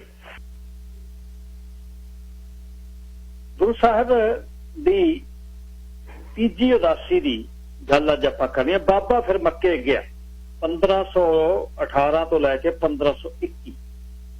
ਇਹ ਪੱਛਮ ਦੇਸ਼ ਵੱਲ ਸ਼ੁਰੂ ਕੀਤੀ। ਭਾਈ ਗੁਰਦਾਸ ਜੀ ਇਸ ਉਦਾਸੀ ਬਾਰੇ ਲਿਖਦੇ ਨੇ, ਬਾਬਾ ਫਿਰ ਮੱਕੇ ਗਿਆ ਨੀਲ ਬਸਤਰ ਧਾਰੇ ਬਨਵਾਰੀ। ਉਹਨਾਂ ਨਾਲ ਕੇਵਲ ਰਬਾਬੀ ਮਰਦਾਨਾ ਸੀ, ਇੱਕ ਬਾਬਾ ਕਾਰ ਰੂਪ, ਦੂਜਾ ਰਬਾਬੀ ਮਰਦਾਨਾ। ਬਾਬਾ ਫਰੀਦ ਪਾਕਪਟਨ ਬਾਬਾ ਫਰੀਦ ਜੀ ਦੀ ਗੱਦੀ ਉੱਤੇ ਬੈਠੇ ਸ਼ੇਖ ਬ੍ਰਹਮ ਨੂੰ ਮਿਲੇ, ਉਸ ਨਾਲ ਇੱਕ ਖੁਦਾ ਹੋਣ ਬਾਰੇ ਵੀ ਵਿਚਾਰ ਕੀਤੀ। ਗੁਰੂ ਜੀ ਨੇ ਦੁਨੀਆ ਦੇ ਵਾਹਿਦ ਮਾਲਕ ਵਾਹਿਗੁਰੂ ਨੂੰ ਦੱਸਿਆ। ਬ੍ਰਹਮ ਪ੍ਰਕਾਸ਼ ਦੀ ਗਵਾਹੀ ਹੈ ਇਸ ਵਕਤ। ਬਾਬਾ ਫਰੀਦ ਜੀ ਦੇ ਉਚਾਰੇ ਹੋਏ 4 ਸ਼ਬਦ 112 ਸ਼ਲੋਕ ਜੋ ਠੇਠ ਪੰਜਾਬੀ ਵਿੱਚ ਹਨ, ਉਹ ਲੈ ਕੇ ਆਪਣੇ ਕੋਲ ਦਰਜ ਸਾਹਿਬ ਨੇ ਕੀਤੇ ਤੇ 13ਵੀਂ ਸਦੀ ਵਿੱਚ ਬਾਬਾ ਫਰੀਦ ਜੀ ਨੇ ਸਾਰੇ ਪੰਜਾਬ ਦੇ ਸੂਫੀ ਮਤ ਇਸਲਾਮ ਦਾ ਪ੍ਰਚਾਰ ਕੀਤਾ ਸੀ। ਪਾਕਪਟਨ ਤੋਂ ਸਲੰਬੇ ਉੱਥੇ ਸੱਜਣ ਨਾਮ ਦਾ ਇੱਕ ਪੁਰਸ਼ ਸਾਧਾਂ ਦੇ ਰੂਪ 'ਚ ਠੱਗੀਆਂ ਕਰਦਾ ਦੇਖਣ ਨੂੰ ਭੋਲਾ ਭਾਲਾ, ਤੇ ਸੱਜਣ ਠੱਗ ਨੂੰ ਉਹਦੇ ਕੋਲ ਵੀ ਗਏ, ਉਹਨੂੰ ਸਮਝਾਇਆ ਤੇ ਇੱਕ ਕਾਂਸੀ ਦਾ ਜਿਹੜਾ ਭਾਂਡਾ ਹੈ ਦੇਖਣ ਵਾਲੇ ਨੂੰ ਬਹੁਤ ਚਿਕਣਾ ਤੇ ਸਾਫ਼ ਲੱਗਦਾ, ਜਦ ਘਸਾਓ ਤਾਂ ਕਾਲਖ ਲੱਗਦੀ। ਤੇ ਸੱਜਣ ਨੇ ਠੱਗੀ ਛੱਡੀ, ਗੁਰਦੁਆਰੇ ਬਣਾਇਆ। ਜਨਮ ਸਾਖੀ ਦੇ ਸ਼ਬਦ ਵਿੱਚ ਜਿੱਥੇ ਖੂਨ ਹੁੰਦੇ ਨੇ ਉੱਥੇ ਧਰਮਸਾਲ ਵਿਧਿਆਨ, ਜਿੱਥੇ ਬੂ ਬੂ ਪਹਿਰਿਆ ਚੀਕ ਚਹਾੜਾ ਹੁੰਦਾ ਸੀ ਤੇ ਬੈਠ ਕੇ ਕੀਰਤਨ ਪਰਮੇਸ਼ਰ ਦਾ ਲੱਗਾ ਕਰਨ। ਰਿਆਸਤ ਬਹਾਵਲਪੁਰੋਂ ਲੰਘ ਕੇ ਰੋੜੀ ਸਖਰ ਪਹੁੰਚੇ। ਦਰਿਆ ਸਿੰਧ ਦੇ ਵਿਚਕਾਰ ਖਵਾਜੇ ਪੀਰ ਦੇ ਮਜ਼ਾਵਰ ਰਹਿੰਦੇ ਸੀ। ਉਸ ਥਾਂ ਦਾ ਨਾਂ ਸਾਧ ਵੇਲਾ ਸੀ। ਸਾਧ ਵੇਲਾ ਜਾ ਕੇ ਜੀਵਨ ਦਾ ਆਦਰਸ਼ ਦੱਸਿਆ। ਉਸ ਤੋਂ ਬਾਅਦ ਹਾਜੀ ਦੇ ਰੂਪ ਵਿੱਚ ਸਾਧਾਂ ਨੂੰ ਜੀਵਨ ਰਾਹ ਦਰਸਾ ਕੇ ਸ਼ਿਕਾਰਪੁਰ ਰੁਕਣ, ਲੜਕਾਣਾ, ਹਲਾਵੀ, ਬੁਲਾਣੀ, ਰਾਣੀਪੁਰ, ਗੁੰਮਟ, ਮੱਗਰ ਝੇਰਾ, ਅਮਰਕੋਟ, ਟਾਂਡਾ, ਆਲਮ ਯਾਰ ਖਾਨ, ਮਦਾਰੀ, ਹੈਦਰਾਬਾਦ ਤੋਂ ਹੁੰਦੋ ਹਿੰਗਲਾਜ ਤੋਂ ਜਹਾਜ਼ ਲੈ ਕੇ ਅਦਨ ਪਹੁੰਚੇ। ਅਦਨ ਦੀ ਬੰਦਰਗਾਹ ਜਿਹੜੀ ਯਮਨ ਦੀ ਬੰਦਰਗਾਹ ਅਦਨ, ਇਹੀ ਬੰਦਰਗਾਹ ਤੇ ਸਰਕਾਰੇ ਖਾਲਸਾ ਦਾ ਆਖਰੀ ਸ਼ਹਿਜ਼ਾਦਾ ਮਹਾਰਾਜਾ ਦਲੀਪ ਸਿੰਘ ਇੱਥੋਂ ਮੁੜ ਕੇ ਗਿਆ। ਅਦਨ ਗੁਰੂ ਦਾ ਦੁਆਰਾ ਬਣਿਆ ਹੋਇਆ, ਉਸ ਨੂੰ ਵਲੀ ਹਿੰਦ ਦਾ ਦਾਇਰਾ ਤੇ ਕਈ ਨਾਨਕ ਕਲੰਦਰ ਦਾ ਮਕਾਮ ਵੀ ਕਹਿੰਦੇ ਨੇ। ਇੱਥੋਂ ਸਾਹਿਬ ਮੱਕੇ ਨੂੰ ਗਏ। ਗੁਰੂ ਜੀ 5 ਦਸੰਬਰ 1519 ਨੂੰ ਮੱਕੇ ਪੁੱਜੇ।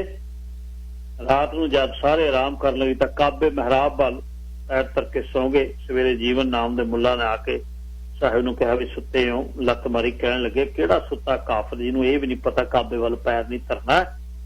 ਤੇ ਸਾਹਿਬ ਨੇ ਜਿਹੜੀ ਗੱਲ ਕਹੀ, ਕਹਿੰਦੇ ਉੱਧਰ ਨੂੰ ਪੈਰ ਕਰਦੇ ਜਿੱਧਰ ਰੱਬ ਹੈ। ਬਾਕੀ ਹਾਜੀਆਂ ਨੂੰ ਵੀ ਗਿਆਨ ਹੋਇਆ ਵੀ ਇਹ ਤਾਂ ਗੱਲ ਹੋਰ ਹੈ।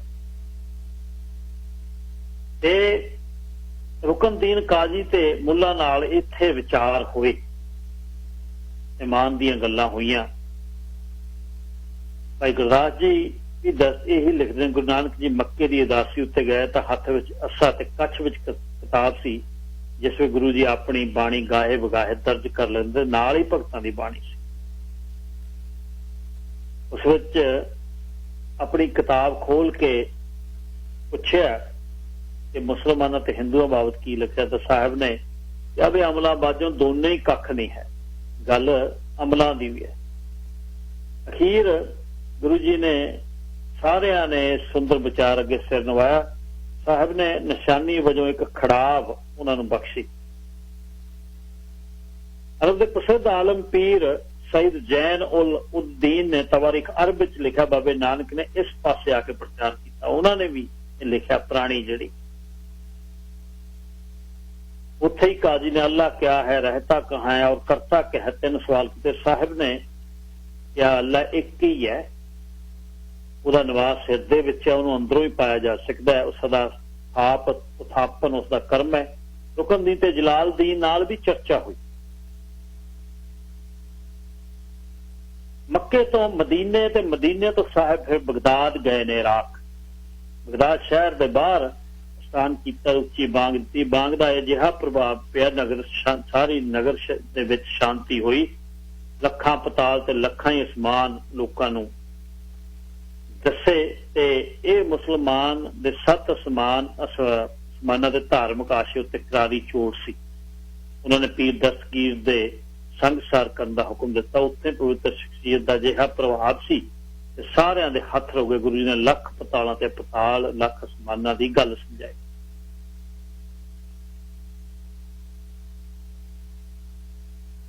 ਤੇ ਇੱਥੋਂ ਸ਼ੇਖ ਬਹਿਲੋਲ ਦੇ ਨਾਲ ਇੱਥੇ ਚਰਚਾ ਹੋਈ। ਬਗਦਾਦ ਦੇ ਵਿੱਚ ਉਹ ਰਹੇ ਤੇ ਇਮਾਰਤ ਵੀ ਇੱਕ ਜਾਂ ਥੜਾ ਵੀ ਸ਼ੇਖ ਬਹਿਲੋਲ ਨੇ ਸਤਿਕਾਰ ਵਜੋਂ ਇੱਕ ਥੜਾ ਵੀ ਬਣਵਾਇਆ। ਉਸ ਉੱਪਰ ਅੱਖਰ ਵੀ ਉਕਰੇ ਹੋਏ ਨੇ, ਜਿਹੜੇ ਅਰਬੀ ਦੇ ਅੱਖਰ ਨੇ। ਕੋਲ ਅਮਰਾਦ ਅਲ ਦੀ ਹਜ਼ਰਤ रबल जमीर बाबा नानक फकीर औला ना के इमारत जदीद जदील इमदाद एद वकिल्दी बतारिख है ना याबदी नाथ अजरा यार अभी मरीद शहीद। पर्शियन ते फारस जी अरबी रल के लिखी हुई है। साहब ने कई बार बाबा नानक अकाल पुरख भी आखण की गल है। बाबा नानक अकाल पुरख की तुर्की ठीक तर्जमा है कि हजरत रबुल मजीद बाबा नानक फरीद। मजीद वड्डे नूं कहंदे ने रब्बुल, रब नूं कहंदे ने रब्बुल मजीद। इस्लाम च रब नूं समझना जां तुलना देना कुफर तो बड़ा कुफर है। सिर ते उकरे शब्द तो पता लगदा है कि साहिब नूं किवें मुसलमानी देशां नूं ते पैरोकारां नूं वडियाई नाल मान के मिलदा। भाई गुरदास जी इस गल का भी जिक्र करते हैं कि मक्का मदीना ते बगदाद सारे नवाए। गढ़ बगदाद नवाए के मक्का मदीना सब नवाया। मदीने तो बगदाद फिर इस्फान, मशहद, बल्ख, बखारा, समरकंद, काबल, पेशावर होंदे हसन अब्दाल 50 साहब जिथे वली कंधारी वाला जिहड़ा उहदा हंकार ते तोड़ के ते पंजा उहदे ते ला दिता। ਗੁਰੂ ਜੀ ਇਸ ਦੇ ਨੇੜੇ ਹੀ ਜੈਸੋ ਕੌਰ ਪਿੰਡ ਪਹੁੰਚੇ। ਸਨ 1521 ਨੂੰ ਅਹਿਮਦਾਬਾਦ ਆ ਗਏ। ਬਾਬਰ ਨੇ ਵੀ ਆਪਣਾ ਹਮਲਾ ਕੀਤਾ। ਬਾਬਰ ਨੇ ਦਾ ਹੁਕਮ ਦੇ ਨਾਲ ਜਿਹੜਾ ਕਤਲੇਆਮ ਹੋ ਰਹੀ ਸੀ, ਸਾਹਿਬ ਨੇ ਹਜ਼ਾਰਾਂ ਲੋਕਾਂ ਨੂੰ ਮਰਦਿਆਂ ਤੇ ਕਤਲ ਹੁੰਦੇ ਅੱਖਾਂ ਨਾਲ ਵੇਖਿਆ ਤੇ ਫੇਰ ਦਰਦ ਭਰੀ ਆਵਾਜ਼ ਚ ਵਾਹਿਗੁਰੂ ਨੂੰ ਪੁਕਾਰਿਆ ਕਿ ਹਕੂਮਤ ਤੇਰੀ ਕਾਹਦੀ ਹੈ। ਦੁਨੀਆ ਦੇ ਮਾਲਕ ਨੂੰ ਸੰਬੋਧਨ ਹੋ ਕੇ ਕਿਹਾ ਵੀ ਤਕੜਾ ਤਕੜੇ ਨਾਲ ਲੜੇ ਤਾਂ ਸਾਰਿਆ ਜਾਂਦਾ, ਪਰ ਜੇ ਸ਼ੇਰ ਗਊਆਂ ਦੇ ਵੱਗ ਤੇ ਹਮਲਾ ਕਰੇ, ਗਊਆਂ ਦੇ ਵੱਗ ਦਾ ਮਾਲਕ ਦਾ ਫਰਜ਼ ਹੈ ਕਿ ਗਊਆਂ ਉੱਤੇ ਹੋਏ ਹਮਲੇ ਤੋਂ ਵੱਗ ਨੂੰ ਬਚਾਏ। ਇਤੀ ਮਾਰ ਪਈ ਕਰਲਾਣੇ ਤੈਂ ਕੀ ਦਰਦ ਨਾ ਆਇਆ ਹੂਕ ਇੱਕ। ਬਾਬਰ ਨਾਲ ਇੱਥੇ ਫਿਰ ਮੁਲਾਕਾਤ ਹੋਈ। ਲਾਲੂ ਨੂੰ ਵੀ ਸੰਬੋਧਨ ਕੀਤਾ। ਖੂਨ ਕੇ ਸੋਹਲੇ ਦੀ ਗੱਲ ਹੋਈ। ਲਾਸ਼ਾਂ ਦੇ ਢੇਰ ਵਿੱਚ ਗੁਰੂ ਜੀ ਨੇ ਸੱਚੀ ਗੱਲ ਆਖੀ। ਬਾਸਪੁਰੀ ਵਿੱਚ ਆਖ ਮਸੋਲਾ ਸਾਹਿਬ ਨੇ ਬਾਬਰ ਦੇ ਕੀਤੇ ਜ਼ੁਲਮਾਂ ਦਾ ਜ਼ਿਕਰ ਉਹਦੇ ਸਾਹਮਣੇ ਕਰ ਬਾਬਰ ਦੀਆਂ ਫੌਜਾਂ ਨੂੰ ਔਰ ਦੀ ਇੱਜ਼ਤ ਲੁੱਟਦਿਆਂ, ਸੁਹਾਗ ਉਜਾੜਦਿਆਂ, ਸ਼ਾਹਾਂ ਨੂੰ ਬੇਪਰਵਾਹ ਸਮਾਧੀ ਲਗਾਇਆ ਤੋਂ ਜਾਂ ਠਾਂਦਿਆਂ ਮੁਗਲਾਂ ਪਠਾਨਾਂ ਦੀ ਲੜਾਈ, ਮੁਗਲਾਂ ਦੀ ਜਿੱਤ ਹੁੰਦੀ ਵੇਖੀ ਤਾਂ ਬਾਬਰ ਨੂੰ ਉੱਥੇ ਜਾਬਰ ਵੀ ਕਿਹਾ। ਤੇ ਸਾਹਿਬ ਨੇ ਬਾਬਰ ਨੂੰ ਫੈਸਲਾ ਨਿਆਂ ਨਾਲ ਕਰੀ, ਭਲੇ ਪੁਰਸ਼ਾਂ ਦਾ ਸਨਮਾਨ ਕਰੀ, ਸ਼ਰਾਬ ਪੀਣੀ ਤੇ ਜੂਆ ਖੇਡਣਾ ਉੱਕਾ ਹੀ ਕਸਮ ਖਾ ਕੇ ਛੱਡ। ਜਿਹੜਾ ਬਾਦਸ਼ਾਹ ਬਦੀਆਂ ਚ ਸਮਾਂ ਗੁਜ਼ਾਰਦਾ ਸੀ ਉਹ ਪਿੱਛੋਂ ਰੋਂਦਾ, ਹਾਰੇ ਤੇ ਰਹਿਮ ਕਰੋ ਤੇ ਪ੍ਰਮਾਤਮਾ ਨੂੰ ਸੱਚੇ ਹਿਰਦੇ ਨਾਲ ਧਿਆਓ। ਤੇ ਬਾਬਰ ਨੇ ਸਾਹਿਬ ਦੇ ਪੈਰੀਂ ਪਿਆ ਕੇ ਬਾਬਰ ਨੇ ਇੱਕ ਪੁੱਛ ਕੇ ਰਾਜ ਕਿਸ ਸਮੇਂ ਬਦਲਦੇ ਨੇ ਤਾਂ ਸਾਹਿਬ ਨੇ ਜਦ ਕਿਹਾ ਕਿ ਇਨਸਾਨ ਮਿਲਣ ਦੀ ਜਦ ਆਸ ਮੁੱਕਦੀ ਹੈ, ਇਨਸਾਫ ਹੋਵੇ ਦੀ ਨਾ ਅਦਾਲਤਾਂ ਦੇ ਦਰਵਾਜ਼ੇ ਬੰਦ ਕਰ ਦਿੱਤੇ ਜਾਣ ਤਾਂ ਸਮਝੋ ਰਾਜ ਗਿਆ ਆਖ ਗਿਆ। ਸਾਰੇ ਬੰਦੀ ਬਾਬਰ ਨੇ ਛੱਡਤੇ, ਉੱਥੇ ਹੀ ਨਵਾਂ ਨਗਰ ਇਮਨਾਬਾਦ ਵਸਾਇਆ। ਇਸ ਤੋਂ ਬਾਅਦ ਕਰਤਾਰਪੁਰ ਪਹੁੰਚੇ ਤਾਂ ਸਫਰੀ ਜਿਹੜਾ ਲਿਬਾਸ ਉਤਾਰ ਦਿੱਤਾ, ਗ੍ਰਸਤ ਧਰਮ ਨੂੰ ਪ੍ਰਧਾਨਗੀ ਦੇਤੀ। ਬਾਬਾ ਬੁੱਢਾ ਜੀ ਵੀ ਉੱਥੇ ਆ ਗਏ।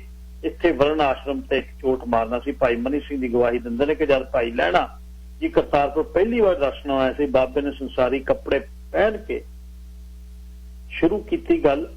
ਤੇ ਫਿਰ ਸੂਰਜ ਪ੍ਰਕਾਸ਼ ਦੀ ਇਹ ਗਵਾਹੀ ਹੈ ਕਿ ਭੇਖ ਫਕੀਰੀ ਤਜ਼ਵੋ ਸਰੀਰਾ ਸੰਸਾਰੀ ਪਰੇ ਚੁਨਚੀਰਾ, ਕ੍ਰਿਸ਼ੀ ਭਗਵਾਨ ਲਗੇ ਬਸਾਲਾ ਦੇਖ ਚਲਾਵੇ ਧਰਮ ਕਿਰਪਾ। ਫਿਰ ਕਰਤਾਰਪੁਰ ਚ ਟਿਕਾਣਾ ਭਾਈ ਗੁਰਦਾਸ ਜੀ ਨੇ ਕਰਤਾਰਪੁਰ ਦਾ ਨਿੱਤ ਦਾ ਪ੍ਰੋਗਰਾਮ ਲਿਖਿਆ। ਸਵੇਰੇ ਕੀਰਤਨ ਜੁੜਦੇ, ਕਿਰਤ ਕਰਦੇ, ਹੱਥ ਨੇ ਸੁੰਦਰ, ਸ਼ਾਮ ਨੂੰ ਸੋਧਰ ਤੇ ਕੀਰਤਨ ਜੁੜ ਕੇ 16 ਸਾਹਿਬ ਪੜ੍ਹ ਕੇ ਆਰਾਮ ਕਰਦੇ। 19 ਰਾਗਾਂ ਦੇ ਵਿੱਚ ਸਾਹਿਬ ਨੇ ਬਾਣੀ ਉਚਾਰੀ ਹੈ। ਜੋ ਉਹਨਾਂ ਦੇ ਰਾਗਾਂ ਦਾ ਸਮੇਂ ਅਨੁਸਾਰ ਜਿਹੜਾ ਵਿਸ਼ਲੇਸ਼ਣ ਕੀਤਾ। ਇੱਥੇ ਇੱਕ ਗੱਲ ਸਪਸ਼ਟ ਦਿਸੂ ਕਿ ਜਿਹੜੇ 8 ਰਾਗ ਸਵੇਰ ਦੇ ਨੇ, 5 ਰਾਗ ਆਥਣ ਦੇ ਨੇ, 5 ਰਾਗ ਰਾਤ ਦੇ ਨੇ, ਦੁਪਹਿਰ ਦਾ ਇੱਕੋ ਸਾਰੰਗ। ਇੱਥੋਂ ਪਤਾ ਲੱਗਦਾ ਸਾਹਿਬ ਦੀ ਕੀਰਤੀ ਤੇ ਕਿਰਤ ਦੋਨਾਂ ਨੂੰ ਜੋੜ ਹੈ ਜਿਹੜਾ ਦੱਸੇ। ਕਰਤਾਰ ਵਿੱਚ ਸਾਹਿਬ ਦੇ ਵਿਰੋਧੀਆਂ ਦੀਆਂ ਹੁਜਤਾਂ ਦਾ ਜਵਾਬ ਆਪਣੇ ਦਿੱਤਾ। ਸੰਨਿਆਸੀ, ਬਿਰਾਗੀ, ਜੋਗੀ ਤੇ ਹੋਰ ਬੇਅੰਤ ਗ੍ਰਸਤੀ ਲੋਕ ਸਦਾ ਆਪ ਜੀ ਪਾ ਰਹਿੰਦੇ। ਤੇ ਮੁਨਸ਼ੀ ਸੋਹਣ ਲਾਲ ਦਾ ਕਹਿਣਾ ਕਿ ਆਤਮਿਕ ਸ਼ਾਂਤੀ ਲਈ ਹਰ ਸ਼ਹਿਰ ਤੇ ਹਰ ਖੇਤਰ ਦੇ ਲੋਕ ਆਪ ਦੀ ਸੇਵਾ ਦੇ ਵਿੱਚ ਆਉਂਦੇ। ਭਾਈ ਲਹਿਣਾ ਜੀ ਅਕਤੂਬਰ ਸਨ 1532 ਵਿੱਚ ਸ਼ਰਨ ਚ ਆਏ, ਨਿਸ਼ਕਾਮ ਹੋ ਕੇ ਸੇਵਾ ਕੀਤੀ, ਗੁਰੂ ਜੀ ਦੀ ਕਸਵੱਟੀ ਤੇ ਪੂਰੇ ਉਤਰੇ, ਫਿਰ ਗੁਰੂ ਅੰਗਦ ਬਣੇ। ਕਰਤਾਰਪੁਰ ਵਿੱਚ ਹੀ ਗੁਰੂ ਜੀ ਨੇ ਵੱਡੀਆਂ ਵੱਡੀਆਂ ਬਾਣੀਆਂ ਉਚਾਰੀਆਂ। ਆਸਜ ਦੀ ਬਾਰ, ਜਪਜੀ, ਤੁਖਾਰੀ ਰਾਗ ਦਾ 12 ਮਾਹ, ਸਿੱਧ ਗੋਸ਼ਟ। ਜ਼ਿੰਦਗੀ ਦੇ ਆਖਰੀ ਸਾਲ ਫਰਵਰੀ 1539 ਅਚਲ ਬਟਾਲੇ ਸ਼ਹਿਰ ਤੋਂ 3 ਮੀਲ ਦੇ ਪੱਛਮ ਵੱਲ ਸਿੱਧਾਂ ਦੇ ਮੇਲੇ ਤੇ ਗਏ। ਕਈ ਉਸ ਨੂੰ ਉਦਾਸੀ ਵੀ ਕਹਿੰਦੇ। ਗੁਰੂ ਦਾ ਪ੍ਰਤਾਪ ਬਹੁਤ ਵਧਿਆ ਸੀ। ਭਾਈ ਗੁਰਦਾਸ ਜੀ ਦੇ ਕਦਮ ਸਾਰ ਮੇਲੇ ਉੱਤੇ ਆਈ ਸਾਰੀ ਲਕਾਈ ਗੁਰੂ ਜੀ ਦੇ ਦਰਸ਼ਨਾਂ ਨੂੰ ਟੁੱਕ ਪਈ। ਸਿੱਧ ਲੋਕ ਰੋਬ ਰੱਖਦੇ, ਚਮਤਕਾਰ ਦੇਖ ਕੇ ਮਨ ਚ ਬਹੁਤ ਗੁੱਸੇ ਹੋਏ। ਜੋਗੀਆਂ ਨੇ ਈਰਖਾ ਕੀਤੀ, ਭੋਲੇ ਭਲੇ ਲੋਕਾਂ ਨੂੰ ਪ੍ਰਭਾਵਿਤ ਕਰਨ ਲਈ ਕਰਾਮਾਤ ਦਿਖਾਉਣ ਦੀ ਗੱਲ ਕੀਤੀ। ਜਦ ਇਸ ਤਰ੍ਹਾਂ ਗੁਰੂ ਜੀ ਤੇ ਬਾਕੀ ਲੋਕਾਂ ਨੂੰ ਵਸ ਨਾ ਕਰ ਸਕੇ, ਫਿਰ ਗੋਸ਼ਟ ਹੋਈ। ਸਾਹਿਬ ਨੇ ਸਿੱਧਾਂ ਦੇ ਆਗੂਆਂ ਕਿਰਪਟ ਤੇ ਲੋਹਾਰੀਪਾ ਦੋਨੇ ਸੀ। ਚੰਗੀ ਬਹਿਸ ਹੋਈ। ਜੋਗੀ ਸਿੱਧ ਸੰਸਾਰ ਨੂੰ ਛੱਡ ਜਾਣਾ ਹੀ ਸਭ ਤੋਂ ਉੱਤਮ ਰਸਤਾ ਦਾ। ਤੇ ਸਾਹਿਬ ਨੇ ਕਿਹਾ ਕਿ ਨਹੀਂ, ਇਹ ਨਹੀਂ ਹੈ ਕਿ ਇਹ ਤੇਰੇ ਕਰਾਮਾਤਾਂ ਸਿੱਧੀਆਂ ਮਾਲਕ ਨੂੰ ਮਿਲਣ ਚ ਰੁਕਾਵਟਾਂ ਪਾਉਂਦੇ ਨੇ। ਸਾਰਾ ਬਲ ਰੱਖ ਕੇ ਨਿਮਾਣਾ ਰਹਿਣਾ ਚਾਹੀਦਾ। ਸਤਨਾਮ ਤੋਂ ਬਿਨਾਂ ਦੇ ਹੈ। ਸਿੱਧਾ ਨੇ ਪੁੱਛਿਆ ਕਿ ਸਾਰੀ ਸ਼ਕਤੀ ਆਈ ਕਿੱਥੋਂ? ਤਾਂ ਸਾਹਿਬ ਨੇ ਕਿਹਾ ਗੁਰੂ ਦੀ ਬਾਣੀ ਤੇ ਗੁਰੂ ਸੰਗਤ ਇਹ ਤਾਕਤਾਂ ਬਖਸ਼ਦੀਆਂ। ਗੁਰੂ ਨਾਨਕ ਦੀਆਂ ਸਾਰੀਆਂ ਦਲੀਲਾਂ ਅੱਗੇ ਫਿਰ ਸਿੱਧਾ ਨੇ ਸਿਰ ਝੁਕਾ ਕੇ ਕਹਿ ਦਿਆ ਧੰਨ ਨਾਨਕ ਤੇਰੀ ਵੱਡੀ ਕਮਾਈ। ਇਹ ਇਸ ਬਾਣੀ ਦਾ ਨਾਂ ਹੀ ਸਿੱਧ ਗੋਸ਼ਟ ਹੈ। ਅਚਲ ਬਟਾਲੇ ਤੋਂ ਫਿਰ ਵਾਪਸ ਕਰਤਾਰਪੁਰ ਨਾ ਆਏ, ਸਗੋਂ ਮਲਤਾਨ ਗਏ। ਮਲਤਾਨ ਉਸ ਵੇਲੇ ਪੀਰਾਂ ਫਕੀਰਾਂ ਦਾ ਗੜ੍ਹ ਸੀ। ਉਹਨਾਂ ਨੂੰ ਘਬਰਾਹਟ ਪੈ ਗਈ, ਦੁੱਧ ਦਾ ਭਰਿਆ ਪਿਆਲਾ ਭੇਜਤਾ ਵੀ ਚੰਗਾ ਵੀ ਇੱਥੋਂ ਹੀ ਅੱਗੇ ਹੋ ਜਾਓ। ਚਮੇਲੀ ਦਾ ਫੁੱਲ ਦੁੱਧ ਤੇ ਰੱਖ ਕੇ ਤੇ ਕੇਸਰ ਰਲਾ ਵਾਪਸ ਜਦ ਭੇਜਿਆ ਤਾਂ ਚਮੇਲੀ ਦਾ ਫੁੱਲ ਰੱਖਤਾ ਤੇ ਕੇਸਰ ਰਲਾ ਦਿੱਤਾ। ਕਈ ਸਾਖੀਕਾਰ ਪਤਾਸੇ ਨਾਲ ਵੀ ਕਹਿੰਦੇ ਨੇ ਉੱਪਰ ਫੁੱਲ ਰੱਖ ਕੇ ਮੋੜਿਆ। ਪੀਰਾਂ ਦਾ ਭਾਵ ਸੀ ਕਿ ਮਲਤਾਨ ਅੱਗੇ ਬਹੁਤ ਫਕੀਰ ਨੇ ਤੇ ਲੋੜ ਨਹੀਂ। ਸਾਹਿਬ ਨੇ ਕਹਿੰਦਾ ਸੁਗੰਧੀ ਮਿਠਾਸ ਤੇ ਪ੍ਰਚਾਰ ਇਹ ਰਲ ਕੇ ਹੀ ਆਪਾਂ ਸਾਰਾ ਕਰਨਾ। ਪੀਰ ਮਖਦੂਮ ਨੂੰ ਫਿਰ ਜੀਵਨ ਰਾਹ ਇੱਥੇ ਦੱਸਿਆ। ਕਰਤਾਰਪੁਰ ਆ ਕੇ ਸਾਹਿਬ ਨੇ ਫਿਰ ਮਲਤਾਨ ਦੀ ਯਾਤਰਾ ਪਿੱਛੋਂ ਆਏ ਤੇ ਪੁੱਤਰਾਂ ਨੇ ਜਦ ਬਚਨ ਨਾ ਪਾਲੇ ਤਾਂ ਭਾਈ ਲਹਿਣੇ ਨੂੰ ਅਨੰਦ ਸੇਵਕ ਜਾਣ ਕੇ ਜੀਵਦਿਆਂ ਹੀ ਗੁਰਗੱਦੀ ਦਿੱਤੀ। ਗੁਰਗੱਦੀ ਸਮੇਂ ਮਾਲਾ ਤੇ ਪੋਥੀ, ਸੇਲੀ ਤੇ ਟੋਪੀ ਦਾ ਰਿਵਾਜ ਸੰਨਿਆਸੀ ਸੰਪਰਦਾ ਸੀ, ਜਿਸ ਨੂੰ ਬਾਬਾ ਸ਼੍ਰੀ ਚੰਦਰ ਜੀ ਨੇ ਜਾਰੀ ਕੀਤਾ। ਜਨਮ ਸਾਖੀ ਵਿੱਚ ਬੜਾ ਸਪਸ਼ਟ ਹੈ, ਪ੍ਰਸੰਨ ਹੋਕਰ ਬਾਣੀ ਦਾ ਖਜ਼ਾਨਾ ਗੁਰੂ ਅੰਗਦ ਦੇ ਹਵਾਲੇ ਕੀਤਾ। ਪੁਰਾਤਨ ਜਨਮ ਸਾਖੀ ਦੀ ਗਵਾਹੀ ਹੈ ਕਿ ਚਿਤ ਮਹਿਲ ਜੋ ਸ਼ਬਦ ਹੋਆ ਸੋ ਪੋਥੀ, ਜੋ ਖਾਨ ਗੁਰੂ ਅੰਗਦ ਜੋਗ ਮਿਲੀ ਮਿਹਰਬਾਨ ਜੀ ਦੀ ਪੋਥੀ ਵਿੱਚ ਆਇਆ ਹੈ। तब गुरु बाबा नानक जी गुरु अंगद को शब्द की स्थापना देकर सम्मत 1596 असू बदी 10 दसवीं को आप सचखंड सुधार। जन्मपत्री शंभूनाथ विच लिखा है कि केवल 2 बस्तें गुरु साहब जी ने गुरु अंगद जी नूं बख्शियां अपनी अजमत ते शब्द दी सुर। गुरु अंगद देव जी नूं गद्दी देण वाले आखदा है कि नानक हिंदुस्तान ਦੇ ਸੁਧਾਰਕਾਂ ਵਿੱਚ ਸੋ ਸਿਰਫ ਇੱਕੋ ਇੱਕ ਨਹੀਂ, ਨਾਨਕ ਹਿੰਦੁਸਤਾਨਾਂ ਦੇ ਸੁਧਾਰਕਾਂ ਵਿੱਚ ਜੇ ਸਿਰਫ ਇੱਕੋ ਇੱਕ ਨਹੀਂ ਤਾਂ ਬਹੁਤੇ ਉੱਗੇ ਇਸ ਕਰਕੇ ਹਨ ਕਿ ਉਹਨਾਂ ਨੇ ਆਪਣਾ ਜਾਨਸ਼ੀਨ ਲੱਭਣ ਦਾ ਪੱਕਾ ਇੰਤਜ਼ਾਮ ਕੀਤਾ। ਉਹਨਾਂ ਜਾਨਸ਼ੀਨ ਦੇ ਜਿੰਮੇ ਇਹ ਕੰਮ ਲਗਾਇਆ ਕਿ ਉਹ ਪਵਿੱਤਰ ਰਸੂਲਾਂ ਨੂੰ ਸੰਗ ਤੇ ਜਨਤਾ ਚ ਪ੍ਰਚਾਰ ਕਰਨ। ਸਾਹਿਬ ਨੇ ਕਰਤਾਰਪੁਰ ਵਿੱਚ ਹੀ ਅੱਸੂ ਸੁਦੀ 10 ਸੰਮਤ 1596 5 ਸਤੰਬਰ ਸਨ 1539 ਜੋਤੀ ਜੋਤ ਸਮਾਏ ਤੇ ਰਾਬਰਟ ਨੀਡਮ ਇਸ ਦਾ ਕਹਿਣਾ ਕਿ ਸੰਸਾਰ ਭਰ ਦੀ ਇੱਕੋ ਇੱਕ ਮਿਸਾਲ ਹੈ ਕਿਸੇ ਇੱਕ ਵਿਅਕਤੀ ਦਾ ਜੇ 2 ਰੀਤੀਆਂ ਨਾਲ ਸੰਸਕਾਰ ਹੋਇਆ। ਫਿਰ ਵੀ ਅਜੀਬ ਗੱਲ ਹੈ, ਸਮਾਜ ਤੇ ਮਕਬਰੇ ਦੀ ਦੀਵਾਰ ਸਾਂਝੀ ਹੈ, ਐਸੀ ਏਕਤਾ ਮਿਲਣੀ ਸੰਭਵ ਹੈ। ਗੁਰੂ ਜੀ ਕੁੱਲ 70 ਸਾਲ 5 ਮਹੀਨੇ ਦੇ 17 ਦਿਨ ਸੰਸਾਰ ਦੇ ਵਿੱਚ ਰਹੇ। Nanak is, by the way, the most conspicuous, if not only Indian reformer who made definite arrangements for successor whose primary responsibility was preservation and spread of his own message. Archer the Sixth ਉਹਨੇ ਕਿਤਾਬ ਲਿਖੀ ਹੈ। ਸਾਹਿਬ ਦੀ ਸ਼ਖਸੀਅਤ ਬਾਰੇ ਜਿਹੜੇ ਦੁਨੀਆ ਦੇ ਵਿਦਵਾਨਾਂ ਨੇ ਜਿਹੜਾ ਕੁਝ ਲਿਖਿਆ ਉਹ ਵੀ ਜਿਹੜਾ ਸੁਣਾਵਾਂਗਾ, ਪਰ ਮੈਨੂੰ ਲੱਗਦਾ ਅਗਲੀ ਵਾਰ ਗੱਲ ਬਣੂਗੀ। ਇਹ ਸੀ ਅੱਜ ਦਾ ਪ੍ਰੋਗਰਾਮ ਜੀ। ਕੱਲ ਨੂੰ ਮੁੜਦੇ ਆ ਫੇਰ ਤੇ ਫੇਸਬੁੱਕ ਤੇ ਮੈਂ CBC ਦਾ ਉਹ ਆਰਟੀਕਲ ਪਾਇਆ ਸਲੀਮਾ ਸ਼ਿਵ ਜੀ ਦਾ, ਪਲੀਜ਼ ਉਸ ਨੂੰ ਵੇਖਿਓ ਤੇ ਅੱਗੇ ਭੇਜਿਓ।